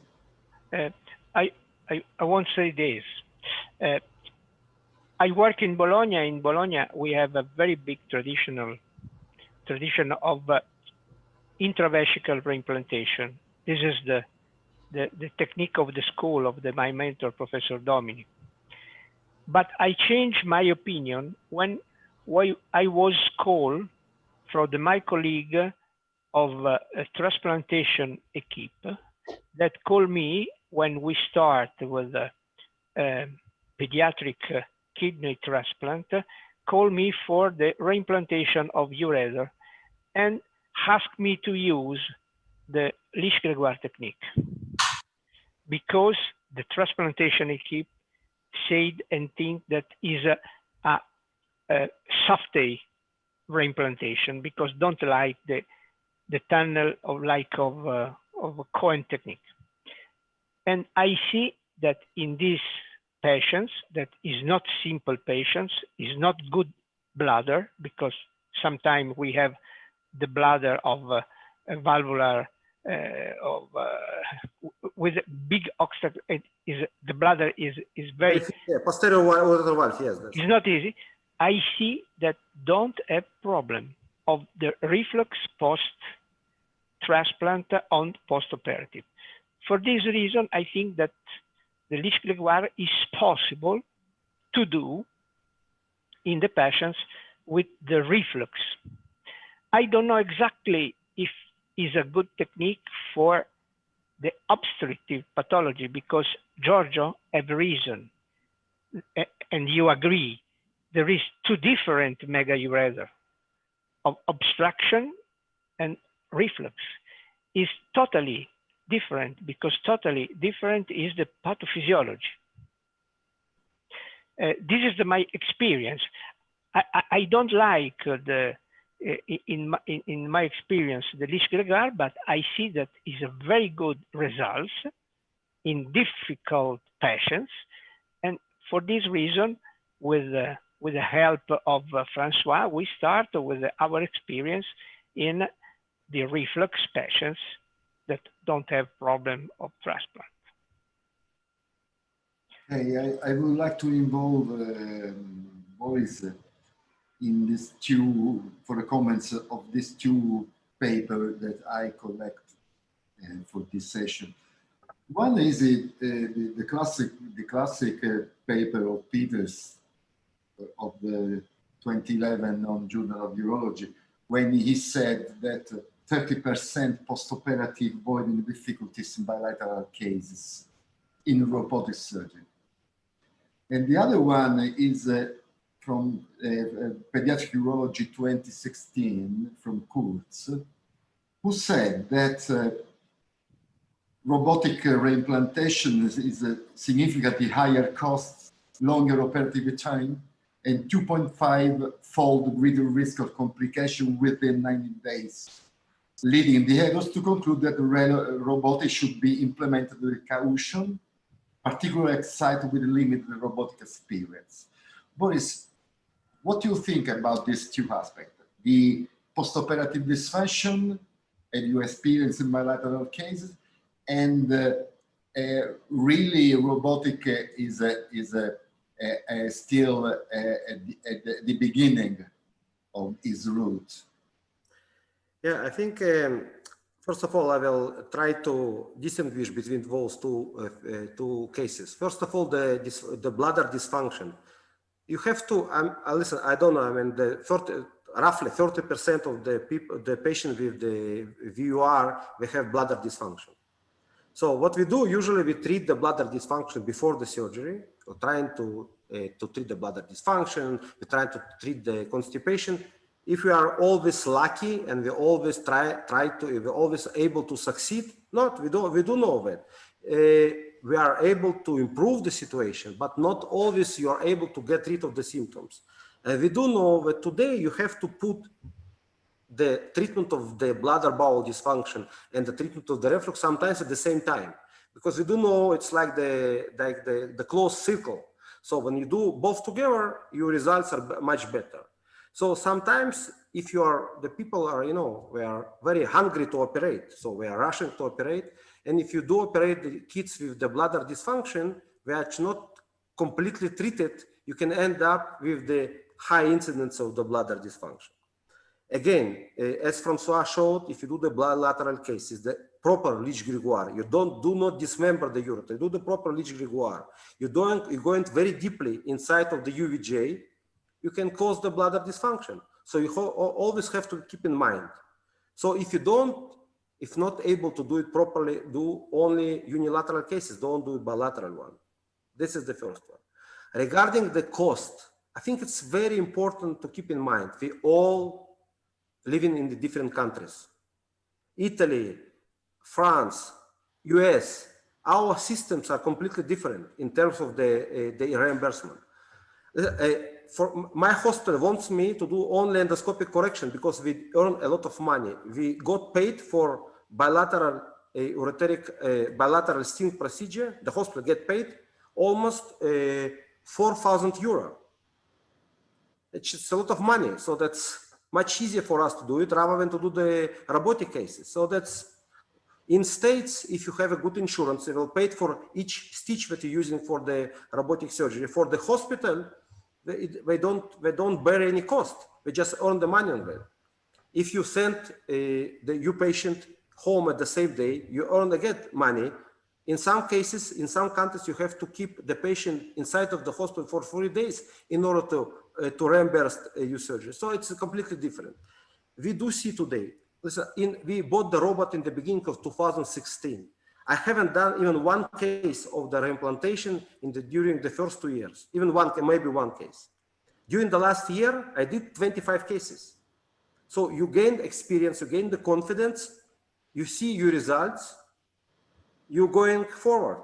We started with only unilateral cases. I think we did 30 cases only unilateral. In the last 6 months, we did 5 cases bilateral.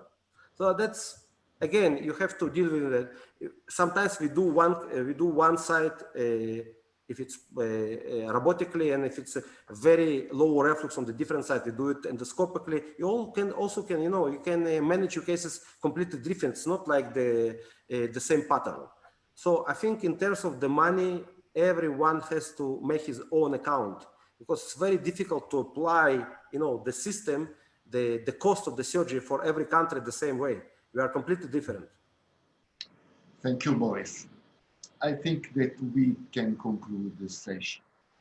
I would conclude saying some opinion of mine.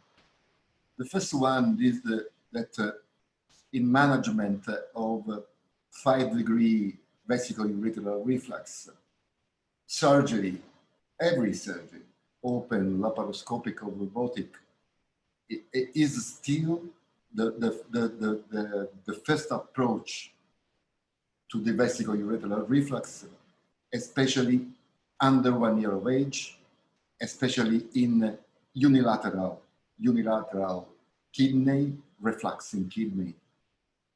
So in the 5-degree, and I have seen that in Boris' presentation that only 7% in the robotics, the robotic versus 2% extravesica was 5-degree reflux. So in the series, we can see a number of reflux in which ureter is easy to manage.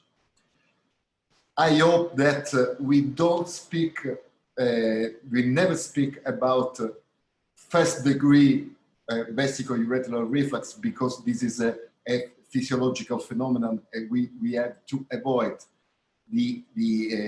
this degree in our classification.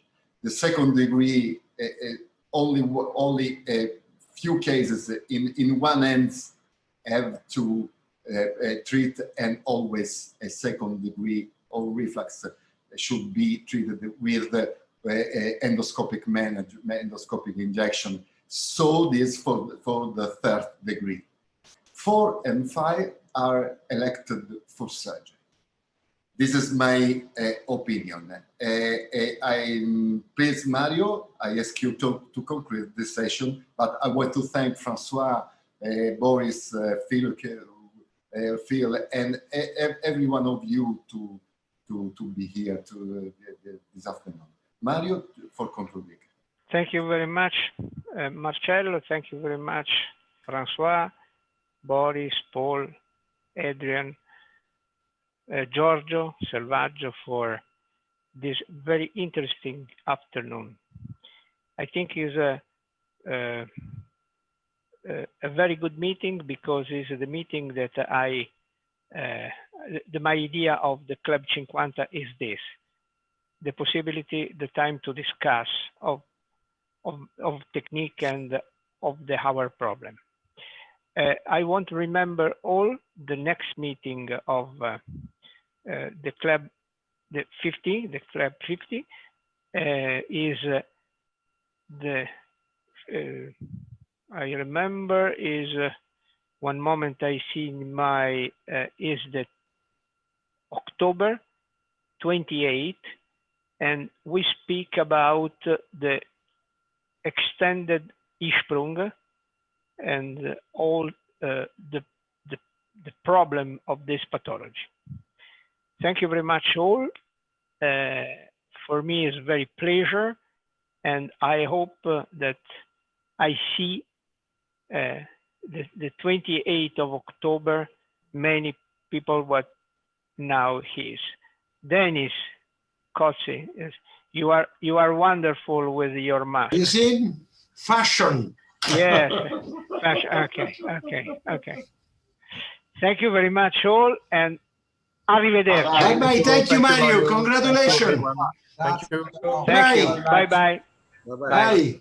Grazie, Mario. Arrivederci a tutti. Arrivederci. Ciao.